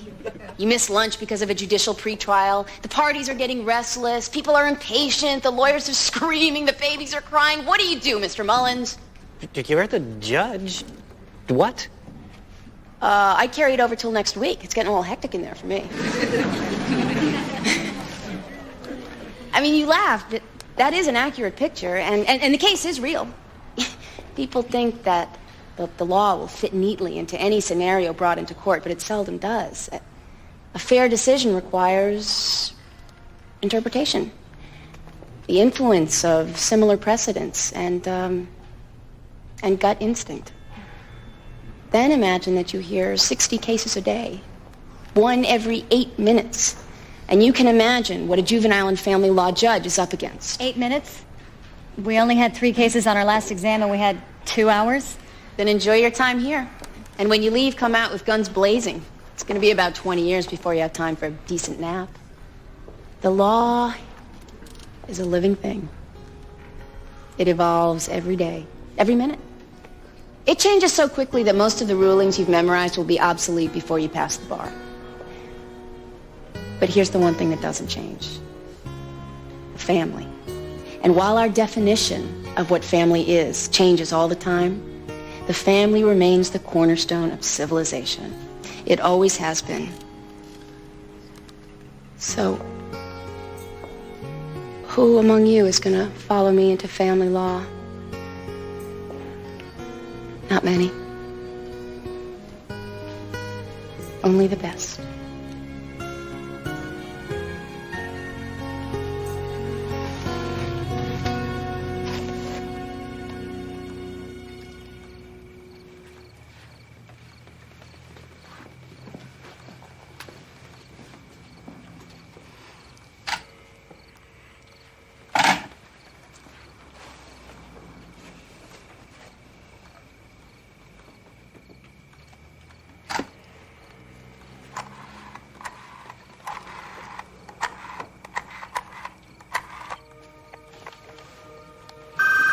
Hey, this is Vincent. Leave me a message. Vincent, I was wrong.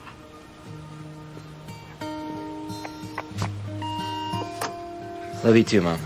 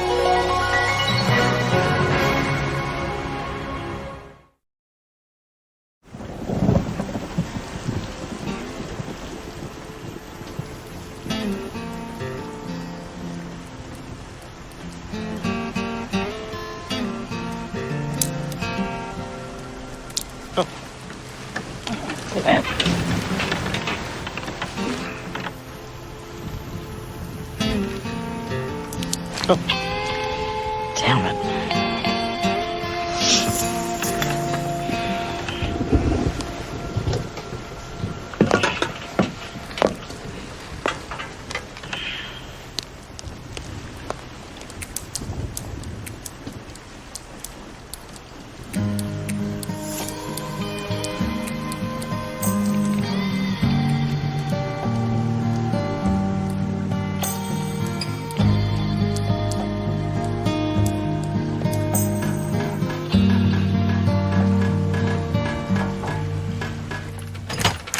All right, it's your choice. It's going to be a long day. Nobody's going to be here to let you out. Mom, it's time, okay? Please get the roof fixed. My backpack got rained on. My book report's all smudgy now. Well, a little water never hurt anyone. Here, give me those. You want a cinnamon roll? This is ridiculous. It's getting worse. The rug upstairs still smells like wet dog from the last time it rained. It's supposed to clear up this afternoon. Mm-hmm. Experience tells me that it will rain again. It doesn't really bother me. Isn't that funny? Anyway, I'm sure you've got more important things to worry about. I know I do. Look, Mommy, puddles. A petition filed by Eric Capano seeking legal guardianship of his stepdaughter Carolyn Brody following the death of her mother. Is Carolyn's father present? Yes, Your Honor. Yes, Your Honor. My client is Carolyn's biological father, Your Honor, Paul Brody. And my client, Eric Capano, is her de facto father. Mr. Capano is Carolyn's stepfather. Who's raised Carolyn since she was a year and a half. Carolyn is now 7. He hasn't seen her since she was 3. Mr. Brody's maintained contact with his daughter since the day he and her mother separated. Some contact, letters and phone He calls. sends her gifts at Christmas and birthdays. Counsel, let's stick to the pertinent facts, shall we? Carolyn's mother passed away 6 weeks ago, and you're petitioning for full custody, Mr. Capano. Yes, Your Honor. Eric Capano and Carolyn are extremely close and bonded. He's her soccer coach, takes her to dance classes, he tucks her in at night. He's a very active and supportive parent. He's her de facto dad. As you've said. Paul Brody is her real dad, and as such has parental rights. There's certainly no question, at least in the eyes of the law, Carolyn should be with her father. Well, it's tough to be a father from a distance. Why has there been so little visitation, Mr. Lassiter, if your client lives an hour away? Until recently, Mr. Brody couldn't. He couldn't? He's afraid of getting cooties. Mr. Brody has OCD, obsessive compulsive disorder, and his particular obsession is with germs. That limited his interaction with his daughter. And this has changed? Mr. Brody's psychiatrist can testify as to his readiness to accept the responsibility of raising his daughter. With sympathies for Mr. Brody's condition, he has been an absentee dad, and it's a little late to step in now. I'd like to hear from both fathers. And Mr. Brody's psychiatrist. I'm also appointing a child psychologist to conduct a family interaction study to assess the degree of bonding between Carolyn and her stepfather. Court is recessed until after lunch.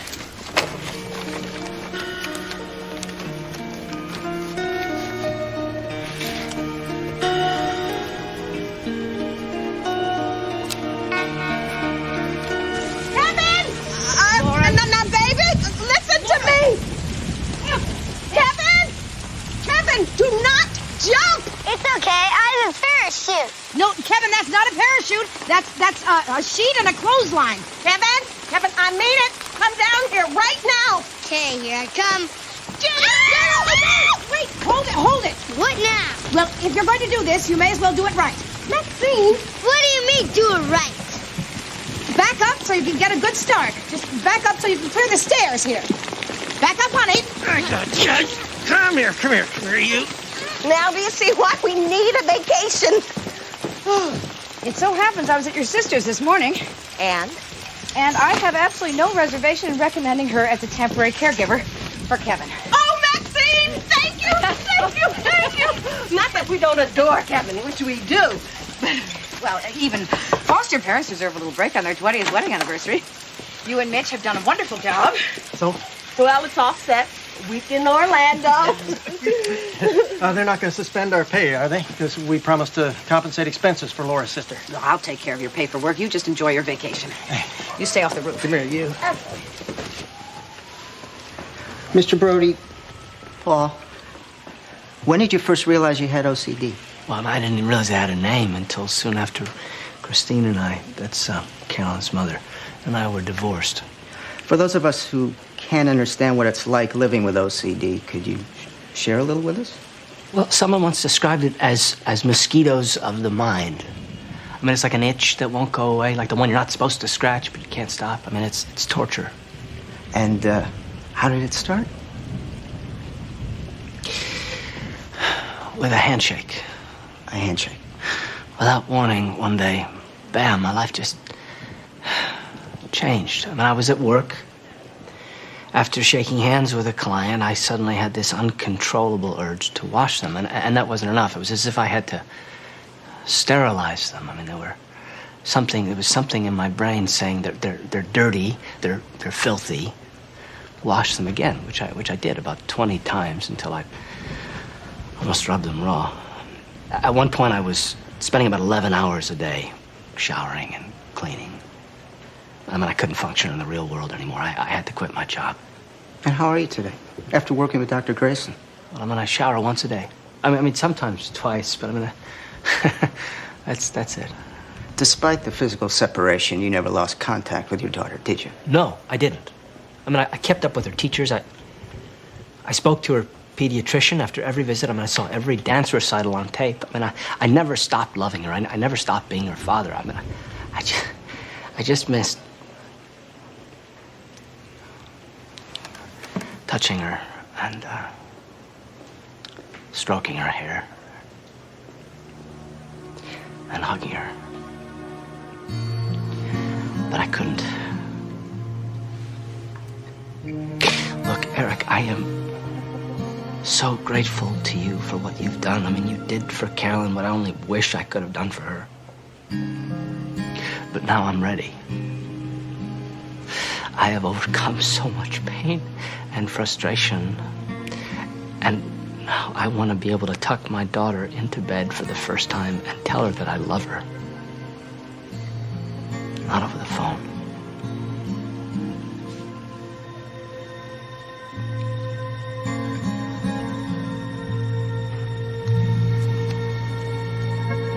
Well, first we have to make the sauce, then cook the noodles. Damn! Socrates, no.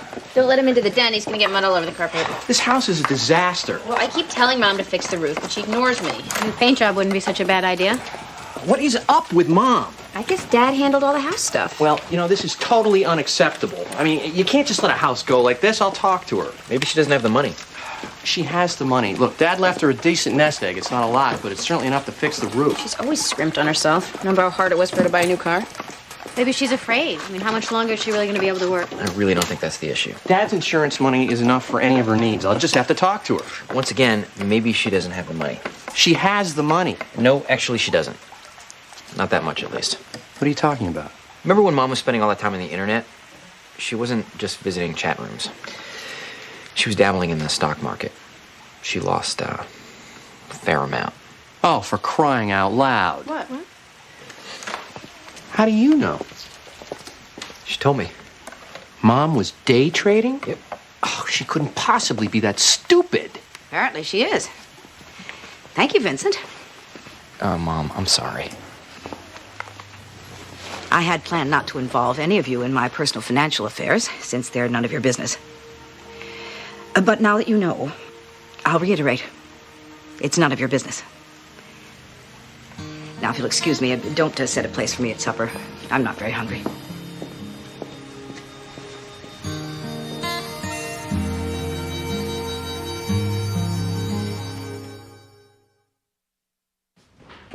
Mother, but why didn't you tell me?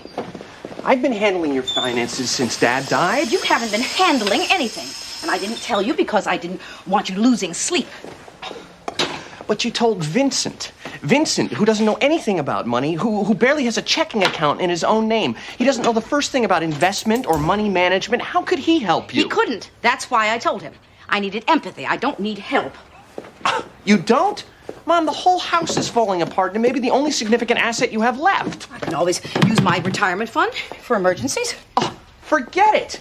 You're not 62. You'll incur huge penalties. It makes no sense. You won't have anything else to live on. Peter, stop it. No, Mother, this is serious. What are you going to do? Stop talking.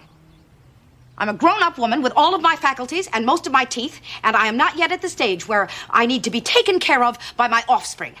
End of discussion. All rise. Morning.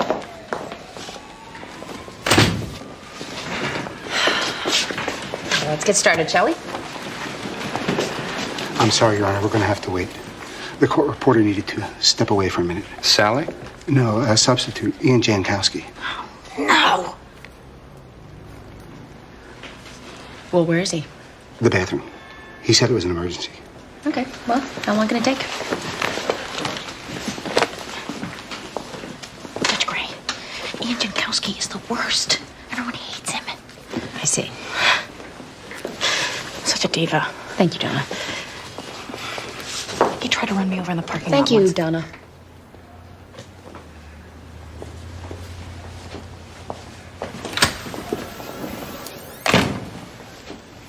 Sorry, Your Honor. My apologies to the court. Feeling all right, Mr. Jankowski? Irritable bowel syndrome. I have no control. I'm sorry. You're such a liar. Yeah. See you in the parking lot. Mr. Mayhern, you're representing DCF? That's correct, Your Honor. We're seeking to continue an order of temporary custody for Goran Filipovich. And Ms. Brock, you're the DCF caseworker? That's right, Your Honor. Mr. and Mrs. Filipovich immigrated to the United States from Croatia almost a year ago with their 9-year-old son, Goran. Is that Goran?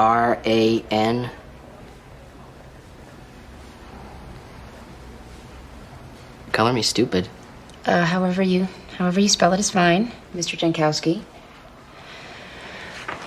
So when did DCF remove Goran from his parents' home? 10 days ago, right after we were notified the family was being evicted from the transition shelter where they were residing. You're telling me this family was forced onto the streets almost 2 weeks ago and you've yet to find suitable housing for them? No, Your Honor. We found housing, but Mr. Filipovich has adamantly refused to sign any paperwork or fill out the necessary documents. Mr. Filipovich, can you explain why you're unwilling to cooperate with DCF? Please, we would like our son, Goran. We will get home. Good home. Well, thank you. Thank you, Mrs. Filipovich. I'm sure we all want that as well. Mrs. Filipovich, do you and your husband have anyone to represent you? Attorney? A lawyer? Your Honor, if I may. Please. Mr. and Mrs. Filipovich have refused to fill out the financial affidavits necessary for appointment of counsel. Did they say why? Yes. At least I think they did. You think they did? We tried, Your Honor, but the only Croatian interpreter we could locate isn't available until tomorrow. Well, then I'd like to see everyone back here tomorrow, 10 a.m., with an interpreter. This language barrier is keeping this family apart. Let's make sure there's someone here to represent the Filipoviches.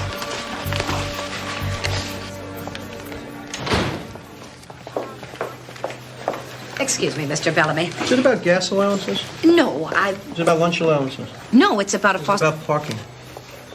No, Well, what is it then? I have a foster family, Laura and Mitch Evans, in need of respite. I found another family eager and qualified to take the foster child for 1 week. Fabulous. So can they simply take the money we pay them and give it to the second family, or do we have to go through some hellish rigmarole? We can't just have people swapping children and handfuls of taxpayers' cash. Hellish rigmarole it is. Name? Maxine Gray.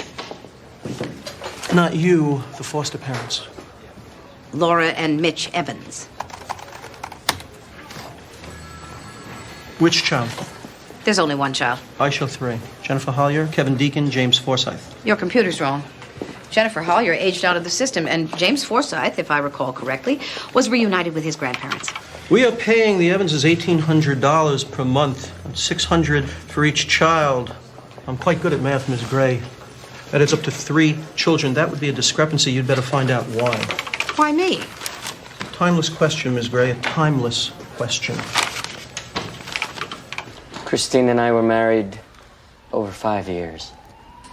And in those 5 years, how many times did Mr. Brody visit Carolyn? Or Carolyn stay with Mr. Brody? Carolyn never stayed with Paul. That would have been too much for him. Objection, Your Honor. Calls for speculation. I'll allow it. I want to hear Mr. Capano's answer. As I've come to understand OCD, Paul was unable to hold Carolyn after she was born because she was unclean. He couldn't change her diaper. He couldn't bathe her. And if he did accidentally touch her, he had to wash himself over and over. Christine said that was one of the rituals that he went through. Your Honor, Mr. Capano, please keep your comments regarding Mr. Brody to those you have witnessed or experienced firsthand. Tell us what your relationship with Carolyn has been like. We've lived under the same roof since Carolyn began to talk. I read her bedtime stories.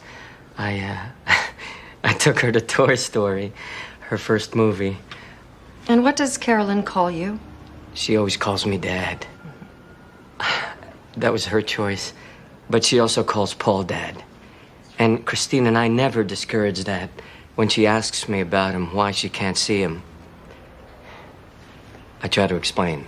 Mr. Capano, why is it that you seek guardianship of Carolyn? With Carolyn's mother gone, I realized the court usually awards custody to the biological father. But Carolyn's my daughter. I believe that she considers my home to be her home. It's the only home she knows. It's where I've helped her with her homework. It's where I've had to send her to her room. It's where she has memories of her mother.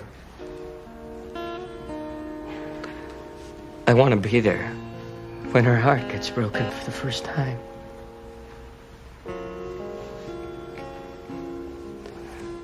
When she graduates from high school. When she gets married. I've lost my wife. Please don't take my daughter.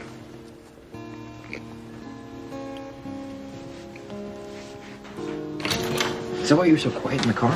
Yeah. Smart people are supposed to like foreign films. I just don't think Hungarians should attempt comedy. It was a comedy? Not if you have to ask.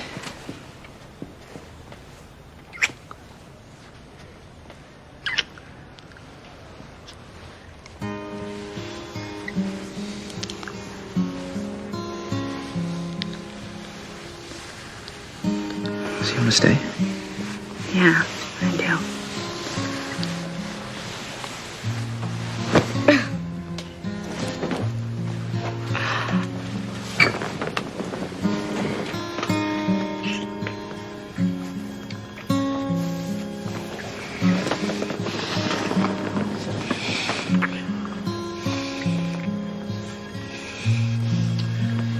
But I don't think I can. I have been tested, and my sheets are clean. It's not that. Ever since the attack, everything makes me nervous, and I don't want to be nervous about this. Okay. We'll wait. It just makes me feel so vulnerable, and it's hard to explain. You don't have to explain. If you're uncomfortable, so am I. We have plenty of time. Whenever you're ready, I'm here. And if I'm not here, I have a beeper.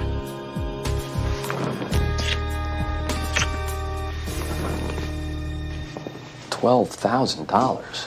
That's what the roof guy estimated. It includes gutters and screens.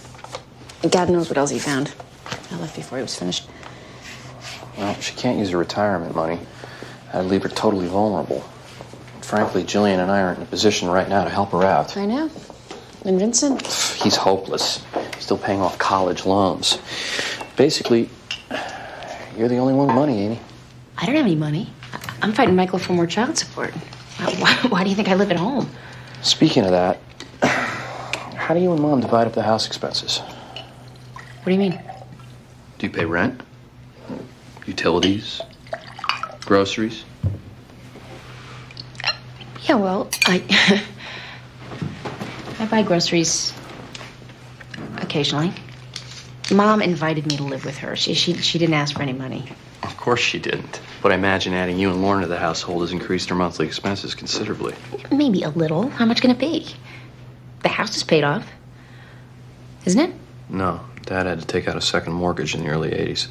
Amy. Fine, I'll start paying rent. What? I have to say, I'm amazed the thought didn't cross your mind before this.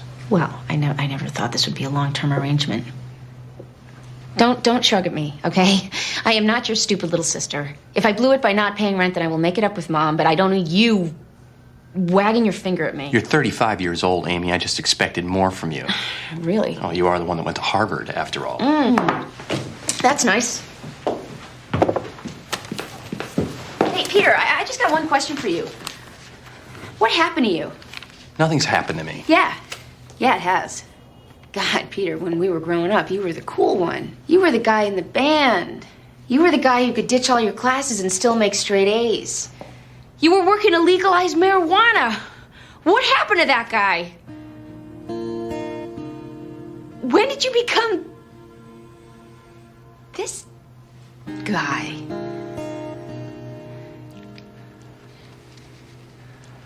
Dad died, and I grew up. Someone had to.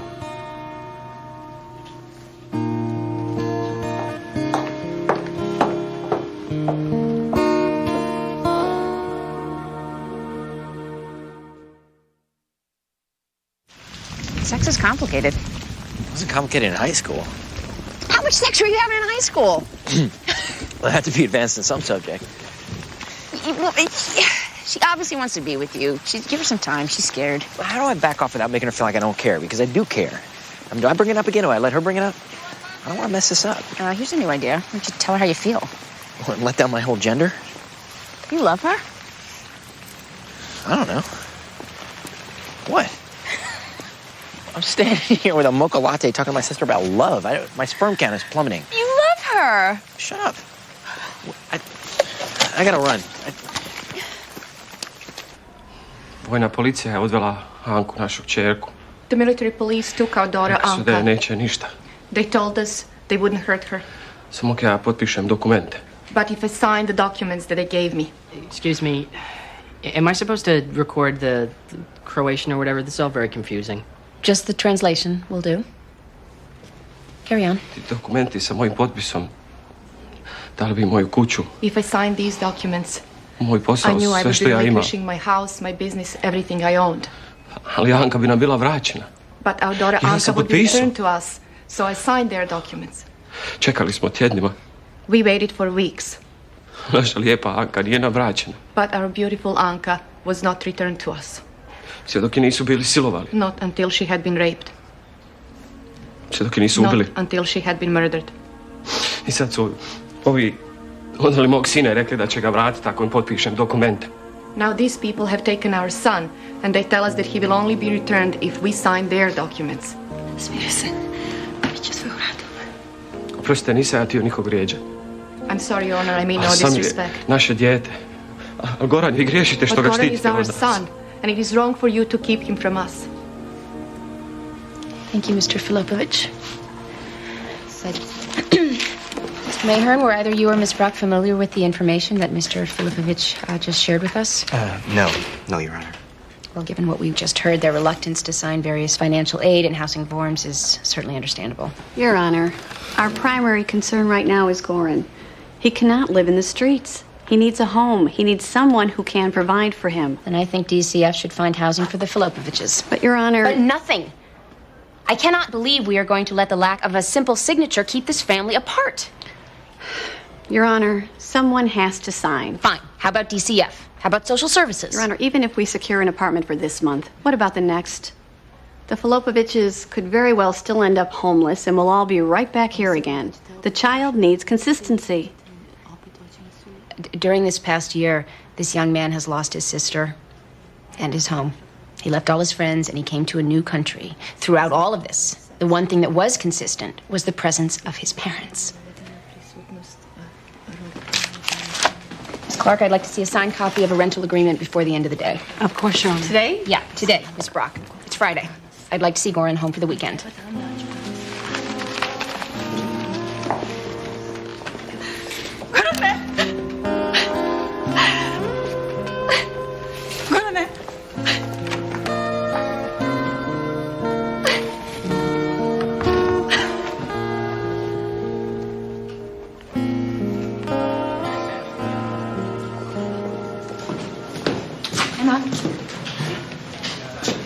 I was going to eat lunch, but then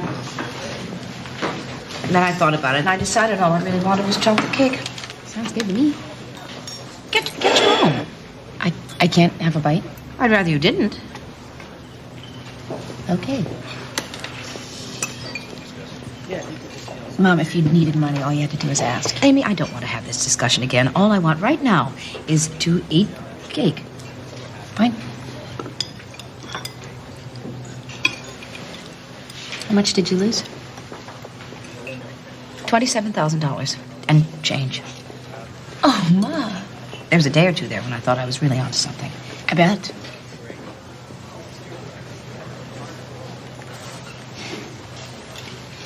Ma, I want to start paying rent. Don't say no. This was supposed to be a temporary arrangement, and I think it's going to be more long term. All right. All right.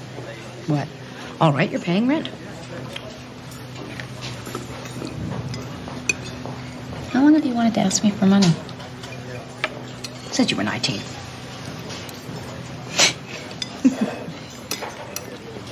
I am an adult, Mom. I can handle this.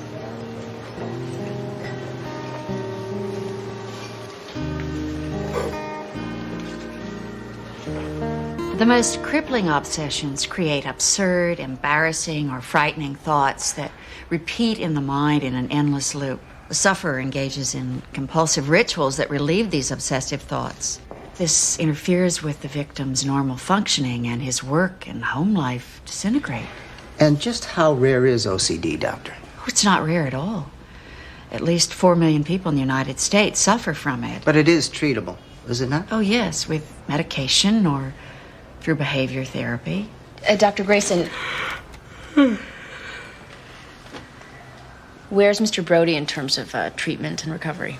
Paul Brody is ready and capable of being a father in the truest sense of the word. He has a home-based job working with an internet company. He makes a good living. He is fully aware of his OCD, and he is ready to take on the added responsibility of raising his daughter.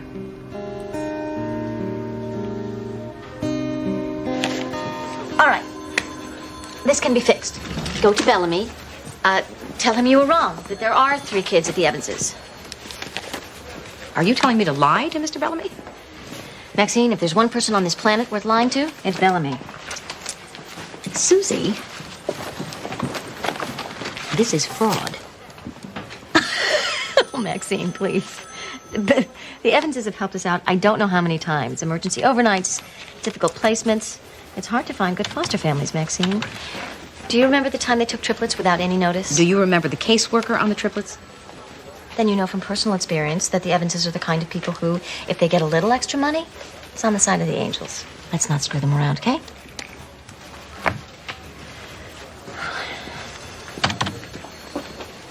My other dad said he wants me to come live with him, but I don't even know where he lives. When was the last time you saw your other dad? He sends me pictures.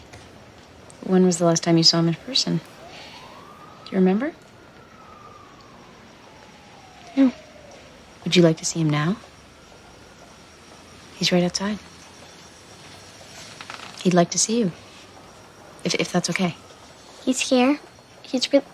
Yeah? Really? Would you like to see him? Yes, please.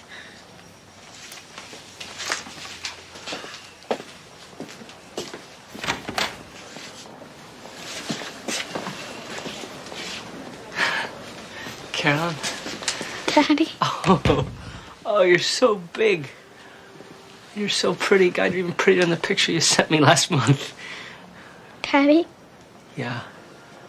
can I give you a hug? Yeah. And Mr. Brody, do you need to wear those gloves?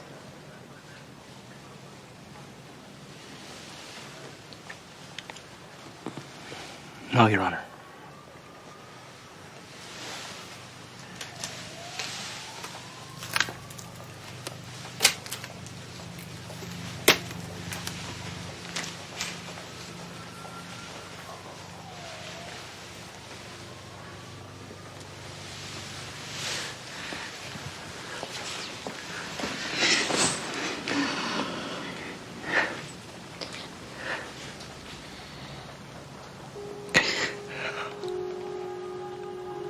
I love you, Carolyn. You know that, right?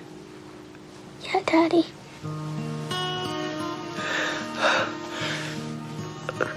Carolyn, I know, Dad. I know.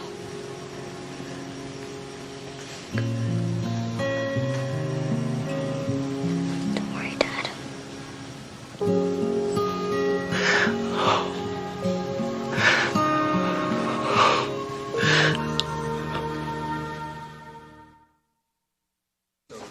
Let it slide.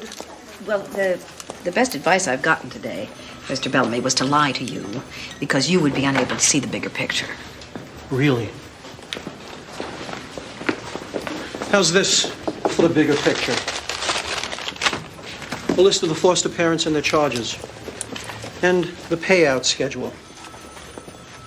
Let me save you 4.5 hours of line-by-line scrutiny. There's a discrepancy of $15,000. That's evidence of fraud, Ms. Gray. The foster family told me they pay back the surplus. Well, if they do, I'm not showing any of those monies. They said they make the checks out to DCF. Great. So somebody registers a numbered company, calls it DCF, and cashes the checks for themselves. Could we find out if anyone did that? We can, if it's registered in Connecticut. Paul Brody is Carolyn's biological father. Eric Capano has raised her essentially since the age of 1.5. While this court is convinced that both men could meet Carolyn's basic medical and financial needs, Connecticut statute gives preference to biological parents in custody disputes. That being said, while the court respects your efforts to overcome your OCD, Mr. Brody, I am not at all convinced that you are ready to assume the responsibilities of parenting. Kids get dirty. They have germs. It comes with the territory. And sometimes what a skinned knee needs most is a kiss. Therefore, I'm going to grant Mr. Capano's petition and award him guardianship of Carolyn. But because I feel it is important for her to reconnect with her biological father, I am going to schedule a regular series of visitations by Mr. Brody to be determined after both parties confer with Mr. Brody's psychiatrist and the psychologist who conducted the family evaluation survey. That's all.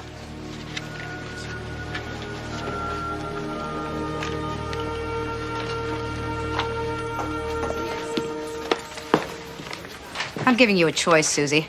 Either you can resign or I can take this upstairs.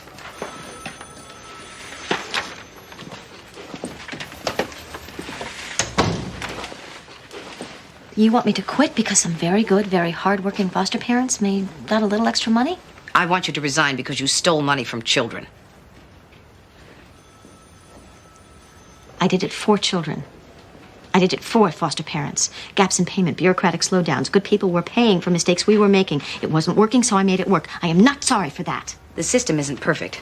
I've known that a lot longer than you. But it doesn't give us permission to go into business for ourselves.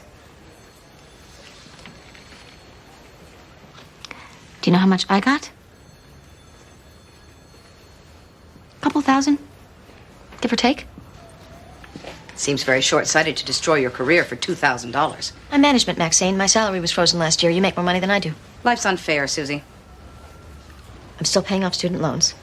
Most days, I go without lunch so that I can afford daycare for my daughter. I take a bus to work. I know what it's like to need money. But it doesn't give me a license to steal it. You've been out to get me from the beginning. Wrong. I didn't know you in the beginning. But it became clear early on that you put yourself first. You talk a good game. It seems like you care about children. But it's really all about you. Who do you think the people upstairs will believe, Maxine? It's money they owe me. Out-of-pocket expenses, I can back it up. And the bosses like me, Maxine. They like me because I know how to be pragmatic. I know how to make this place work, despite this stupid system. It's 5 o'clock. What do you want to do? I'm gonna get that little boy home with his parents for the weekend. Then we stay. Mr. Jankowski, it looks like we're gonna be staying a little bit later this evening. Sorry, Your Honor, but it's 5, and I'm afraid I've made other plans. Then you'll probably want to cancel them. That is not possible. Sit down, Mr. Jankowski. Union rules. Take it up with my supervisor. What the hell is the matter with you? These people have endured wars. They've seen members of their families tortured and killed. Now they're in a strange country in danger of losing their son. I don't care about your plans or your union. Sit down, Mr. Jankowski.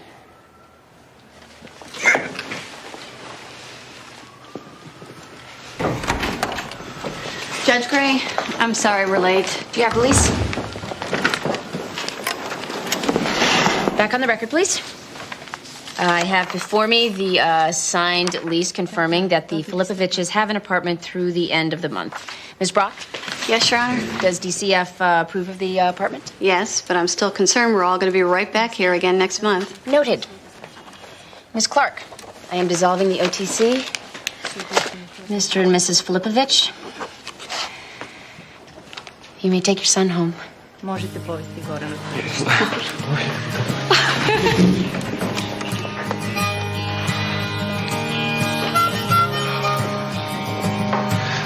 Thank you.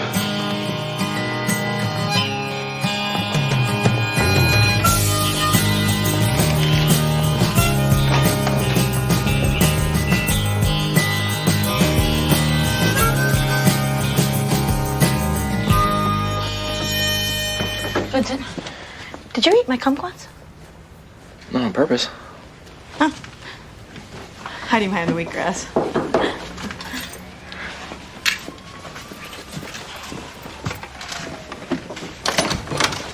Hey, I was gonna meet you at the restaurant. We need to talk. Okay. We should have sex. Okay. I'm leaving. Donna, I didn't see you there. Because I'm not here.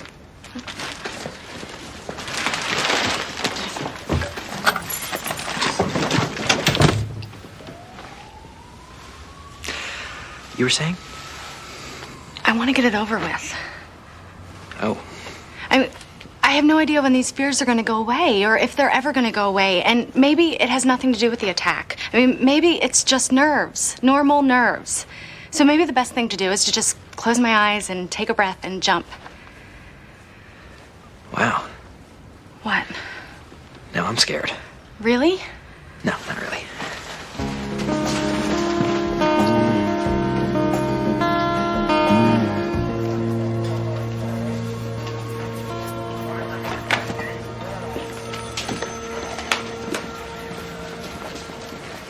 He just had to gloat, huh, Maxine? Well, this is not over. I am innocent.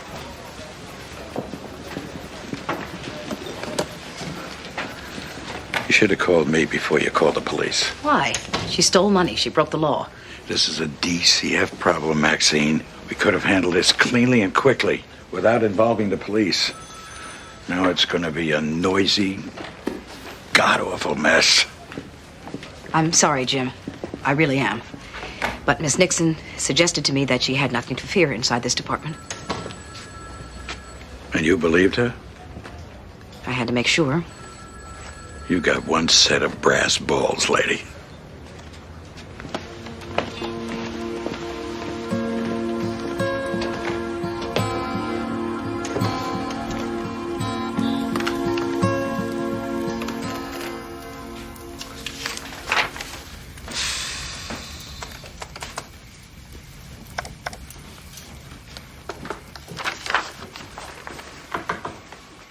Hey, Hey. Jillian said you were up here. Yep. What are you doing? Taxes. This probably sounds boring and stodgy to you, but I'd like to get a jump on them before things get really crazy. No, it sounds good. I wish I were that organized. I just came up to tell you I talked to Mom about the roof. She's gonna let me pay for it. Really? The whole thing? Yeah, I sold some stock. Figured I owed her. Okay. Well, we don't need to worry about that anymore.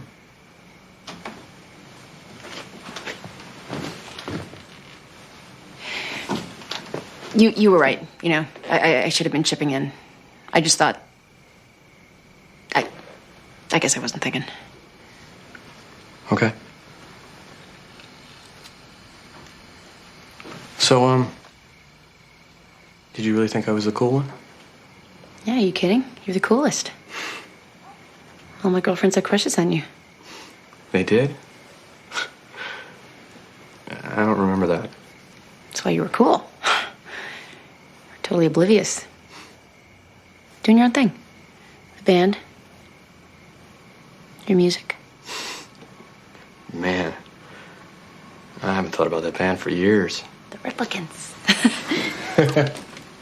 Pete, A.O., Little Dougie. I still got the t-shirt.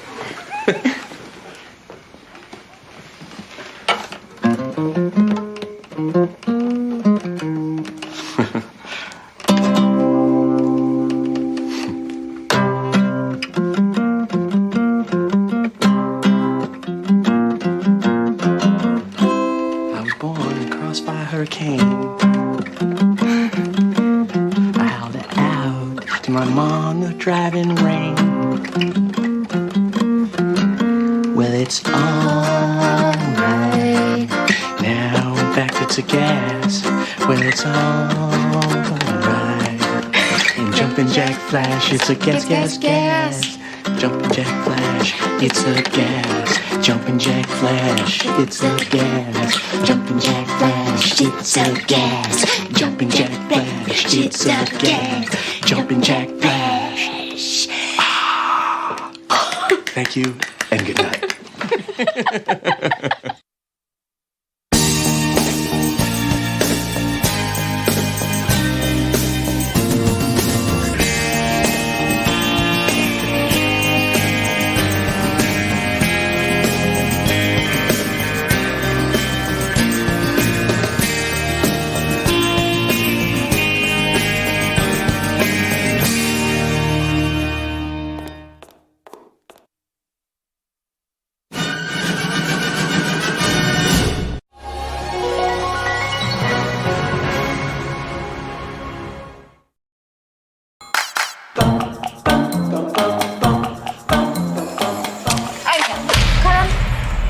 আচ্ছা আপনি ওই দিন আপনার আম্মার সামনে আমার লগে এরকম ব্যবহার করছেন কেন?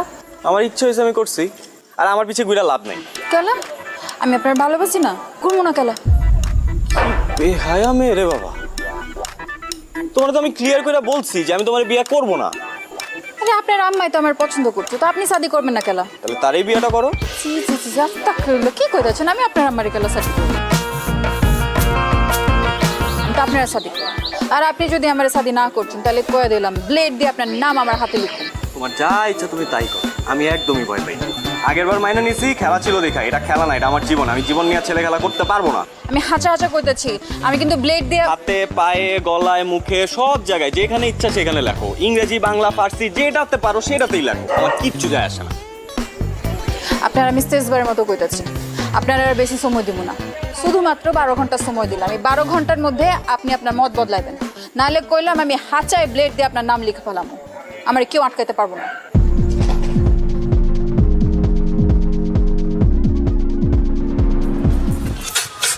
আরামসে তুমি সিগারেট টানো, বুঝো না শান্তিতে, আর ওদিক দিয়ে কাম সারছে। দেন কি সে? আরে শুনোস না, ওই মেয়ে তো ডেঞ্জারাস একটা ঘটনা ঘটায় ফেলছে। লেট দিয়ে হাত কাটছে, এখন কি গো মামা? ওই মেয়েটা বস কি মামা? কোস হাত কেন? ওই মেয়ের তোর কোনো কথা হয়েছিল? কালকে রাত্রেবেলা বাসার সামনে এসে দাঁড়ায় ছিল, আমার 12 ঘন্টার আলটিমেটাম দিছে। এই কিসের আলটিমেটাম দিছে রে? হ্যাঁ, আরে ওই বিয়াতে রাজি না হইলে কি জানি। এই কথা তুই আগে কবি না? আরে আমি কি বুঝছি নাকি? আরে না বাবার কি আছে, বুঝোস না, মেয়েটা তো ডেঞ্জারাস। এখন যদি কিছু হয়ে যায় মামা, আমাকে তো পুলিশে ধরে নিয়ে যায়। আমি কি করছি? ও আমি কি করছি কিছু জানো না? না ওই বেটা আইনার মারফত জানো, জীবনে তো থানায় তুই যাস্তে জানবি কেন? তা না আমি গেছি আটকানি। ফোন যে কোনো হলে আত্মহত্যা প্ররোচনকারী যেই হোক না কেন, তার নাম যদি একবার থানায় গিয়ে কয় মামা, তাহলে তোর খবর আছে। এখন তুই কি করবি তুই চিন্তা করে দেখ। কি কি করছ এসব? এই লাইলি বাইচা আছে তো? হ্যাঁ শুনলাম ও তো বাইচা আছে। কোন হসপিটাল আছে কো আমি যাই একটু দেখা করে আসি। হসপিটালে যাই দেখা করে, হসপিটাল থাকলে এতক্ষণ তুমি চৈতসিকের ভিতরে থাকলা বুঝো নাই? আর তুমি যাই হয়তো বাসায় আছে আসবা। এই তুই কি ওর বাসায় যাবি? তুই যাবি মামা?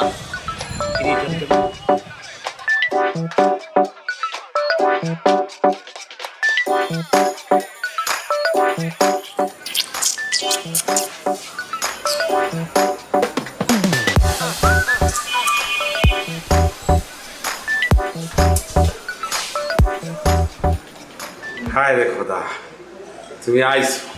আমি জানতাম তুমি আইবা। আমি লাইলে কইছি তুমি আসবা। চ্যাংরা হও আর রক্ত গরম হও, মানুষ তো। তোমার মনের ভিতরে সেই প্রেমটা আছে। আচ্ছা আমি লাইলির সাথে একটু দেখা করবো। লাইলির সাথে দেখা করবা? কেমন আছে ও? আছে বাবা, আসো আসো, তোমার আমি একটু দেখা করাতে আসো।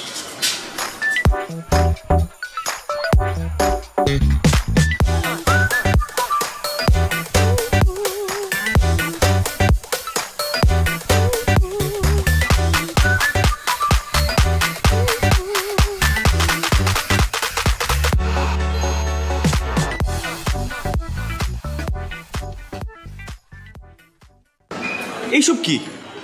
প্লেট দিয়ে তোমার নাম লিখছি, বানান ঠিক আছে? একদম ঠিক আছে। কিন্তু কি বলো বাইক না, ভালো হয়েছে না? আমি কিন্তু লাইলিতে কইছিলাম যে লাইলি একটা ছবি তুইলা ওরা পাঠাই দে। ওই কইছে যে না, কিছু জিনিস আছে এগুলো ছবি তুলে পাঠালে সঠিকভাবে দেখা যায় না, সামনাসামনি দেখতে হয়। এর লেগে তো এতক্ষণ ধরে তোমার জন্য অপেক্ষা করতেছি। এইসব পাগলামির কোনো মানে আছে? আছে না। তোমার আমি শাদি করব, তুমি আমার শাদি করবা, করবা না? এই তুমি কি আমার বলদ পাইছো? বলদ এই পাশে দাঁড়ানো লোকটার মতো। নিলে তুমি আমার মামার নিয়ে কি করতেছো? আমি বলবো তুমি শুনবা। মানে এই যদি তোমার হাত কাটার নমুনা হয়, হ্যাঁ আমি জানলে আমি জীবনেও আসতাম না। আর যদি হাত সত্যি সত্যি কাটতাও তাও আসতাম না, কোনো লাভই হতো না। আমি তোমারে বিয়ে করব না। তোমার মতো মেয়ের সাথে শুধুমাত্র মজা নেওয়া যায়, বাড়ির বউ করা যায় না। তোমার মধ্যে ওই রকম কোনো এলিমেন্টই নাই। তুমি তো বেশি বেশি করতেছো না? এই মাঝখান দিয়ে ঢুকে গেলেন? হ্যাঁ সাদে কি আপনার মাইনছে হাবলু কয়? এর লেগে আপনার হাবলু কয়। কারণ ঢুকছেন যখন, তখন আমারে না বুঝায় আপনার এই ড্রামাবাজ ভাগ্যিরা বুঝান।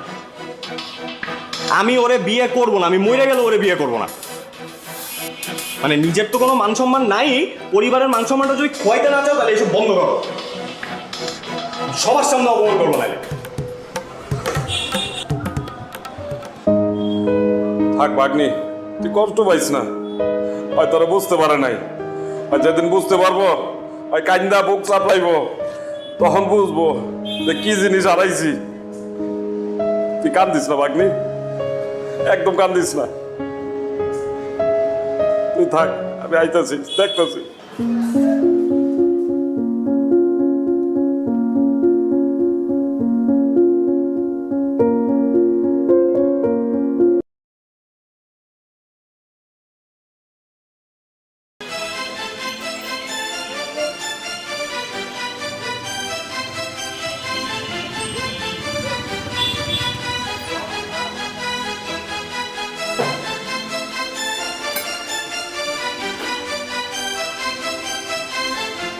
ভাই কি দেখেন?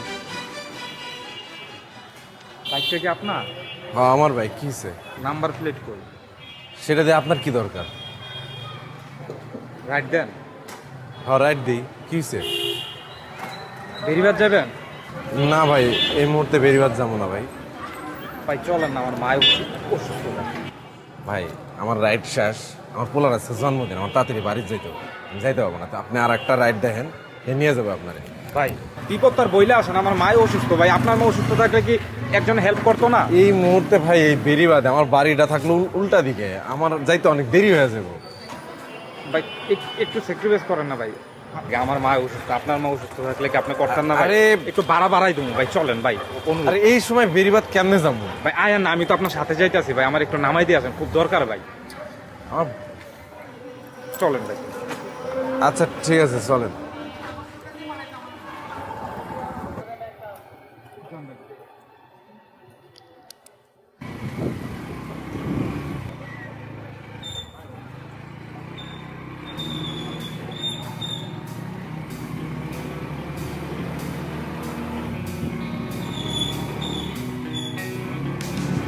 ভাই কোন দিকে?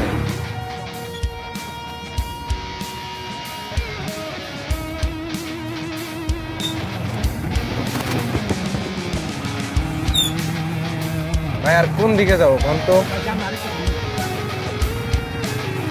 সেই কখন থেকে তো সামনে সামনে করতেছে।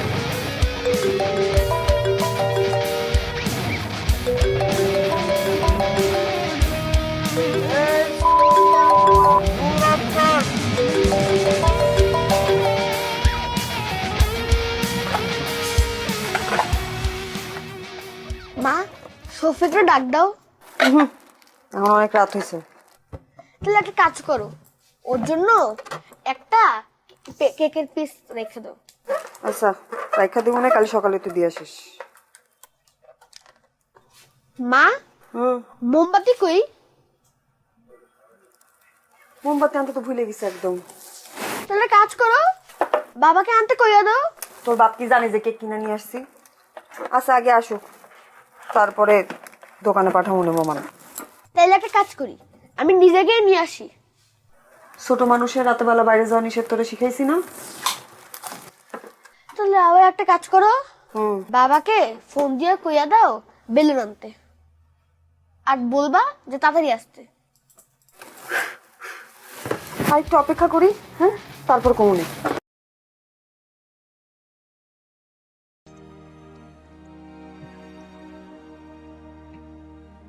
Bài nữa không? Thì thiếu reverse rất nhiều ấy. Vài phút. Chú ý đừng kéo ra nhỉ.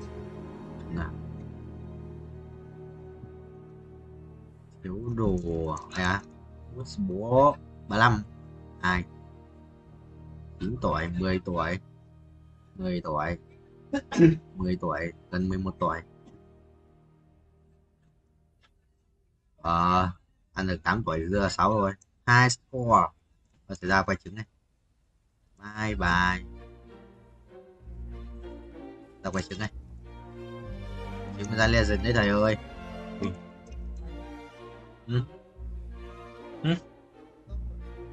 Còn tao? Sao nhưng mà sao ở đây? Mấy ông tao mặc cái đấy không? Tao không phải này. Rồi. Sợ ra không ra legend này cho bố à?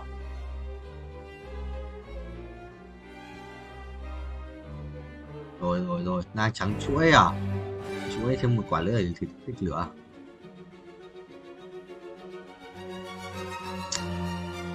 Trốn vai bíp nổi không?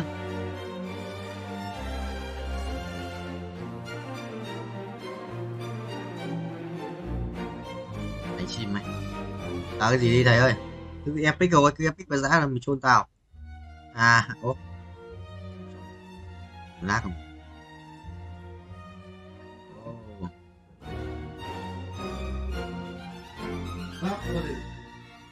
Vô địch kìa.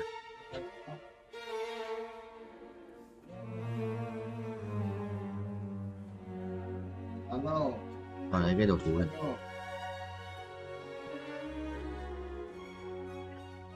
Phải theo.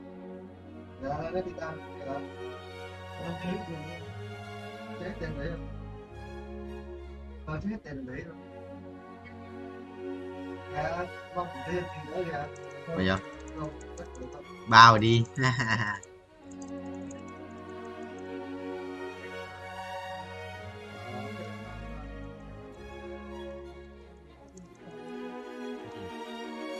Quên không?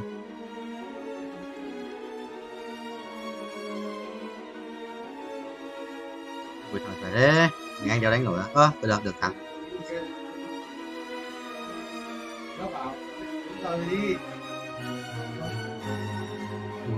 Nó tự click cái gì nhỉ? Chuồn nào cái gì tắt mất cái này thầy gì chuồn đào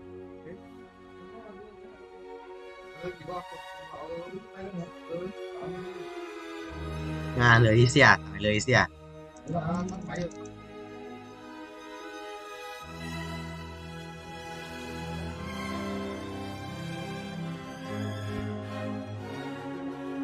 Em mất thắng à? Anh thắng em đi tập cái 9 không? Nếu mà điều vào ngày rồi là thì đi đây này. À đúng.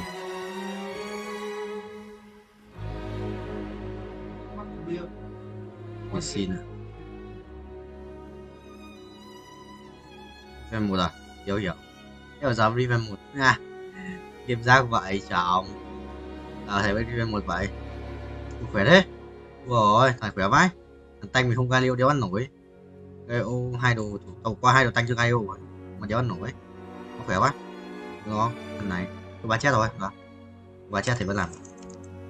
Bốc lên. Lan chui 20 tuổi được 2 lần quay à. Rồi làm tiếp.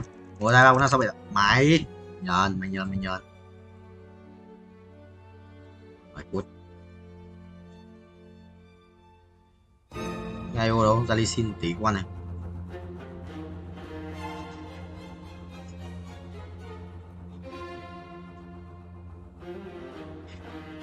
Rồi ta dồn tới đi.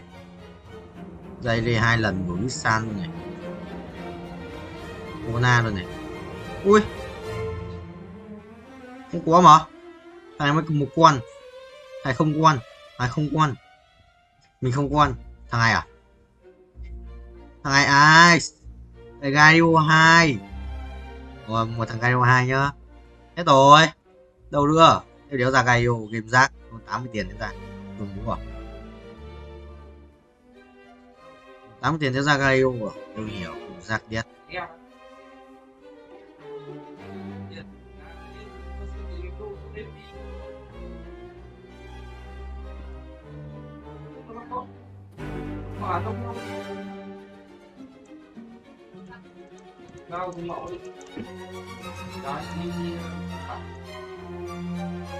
Gaio. Đéo Gaio. Đẹp chứ đéo gì mà. Bây giờ phép đi.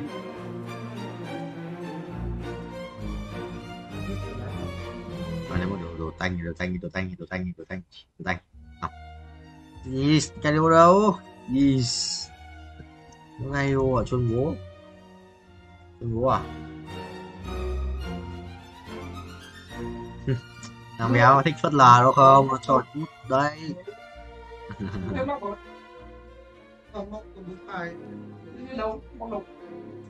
Cô còn quần áo chưa cất ở đây này. Một tí nhưng mà móc đồ hết rồi. À.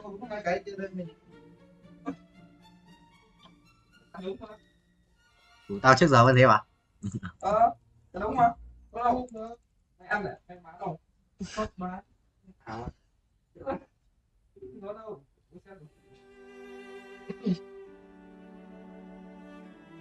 Một cái tao treo quần áo phơi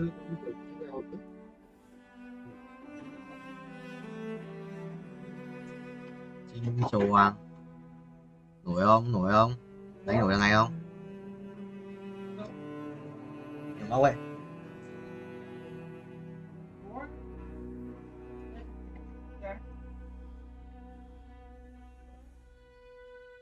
Bao nhiêu cái nữa? Gì? 2 cái á? 2 cái á? 2 cái lấy đây này, một cái áo đang treo này. Áo của thằng áo đang treo này. À, đéo biết, mất rồi. Đéo biết. Chỉ... Gì? 35 máu à? 35 máu à? Thằng kia nó sống ở chôn búa.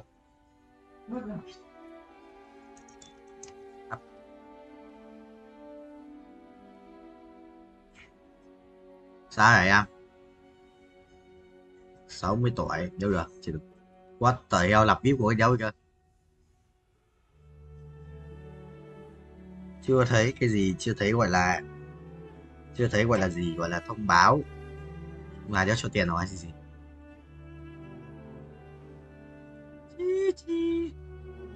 Chuẩn không vậy? Mày quá ngay một cái gọi là gì giảm đa phép. Mày đi mày đòi ăn tao. Mày phút xuống dưới. Ly xin 2 sự khỏe đấy. Anh là Ly xin 3. Ôi kìa 60 mấy tuổi này. Mình sẽ book cho các em nhá. Book cho các em ngay từ vào đầu. Ok. Bắn hết tốc độ cho rồi. Gì? Đến thanh đỏ không? Thanh đỏ ấn lên là điều ấn được. Điều ấn được rồi. Hết cỡ. 2 Ly xin à? Thằng xong đấu mà không đánh Ly xin à? Chị Chôn nhỉ? Không đánh Ly xin à? Xong đấu có 1-2 Ly xin thôi sao? Để Ly xin vào. Mắc rồi. What the hell? Cho bỏ theo cho kêu bị rơi. Bây giờ của cái. À chờ tắm xem có không?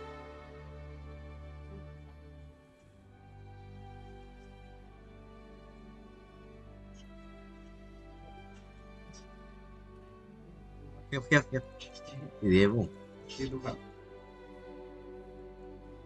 Em thoa vào trong mix sự kinh khủng ấy. Tuấn, anh đỡ mũ hoa. Ok, chào em. Cần cái gì nữa? Cái gì nữa nhỉ? Vùng đao không vừa rồi, không. Một cái này. Đang quay mà. Đây rồi. Sự phải bút một chút tốc độ cho thằng nhân vật đấy. Đây rồi, anh sẽ bút cho em bằng sao em? Cái gì nhỉ? Launch into space simulator. Vua 9 U3 IEA cha thế bây giờ 9 U3 IEA lúc này là thằng anh họ tao thằng trẻ con này nó cho tại họ tao Dương Yên nó cho đứt cải từ lâu để tao chơi được cái này 9 U3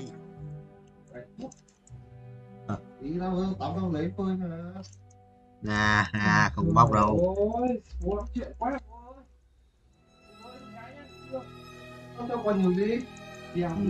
Thế tao lấy đồ khô, thế lấy đồ khô kia của tao là xong mà, đồ kia tao hơi tối qua mà. Đồ kia tao hơi tối qua mà, đủ tao ấy. Hơi tối qua mà. Nè. Ôi tôi mắt, tao để anh bay tiếp anh. Ui lao ở đây này. Sao vẫn còn ý lao nhỉ? Dám còn ý lao.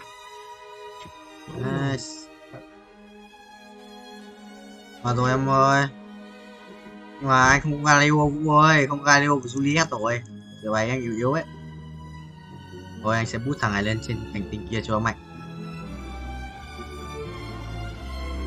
100 tỷ à? 100 tỷ à?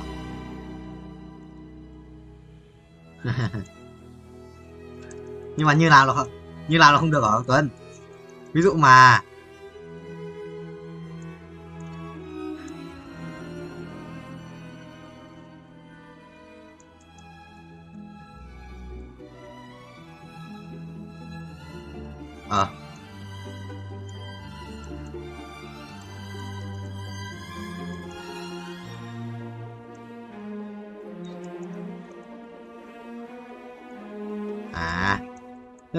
cái trò bọn ta chơi là ý là nó sẽ phóng linh vật bay lên trên cái hành tinh tiếp theo ấy, nhưng mà tao phải làm đến lúc nó đủ tiền thì thôi ấy, bọn tao vẫn kiểu xoay màn hình ấy, với cả nó có nhiều cái lúc vào phim có nhiều cái kiểu vật xung quanh ấy như thế, nhưng mà di chuyển nhanh điếc cho con mở một máu ạ. Thôi anh gì rồi phải châm bài đang thắng thì thua top 5 ạ. Chuẩn game rác cho chịu được game rác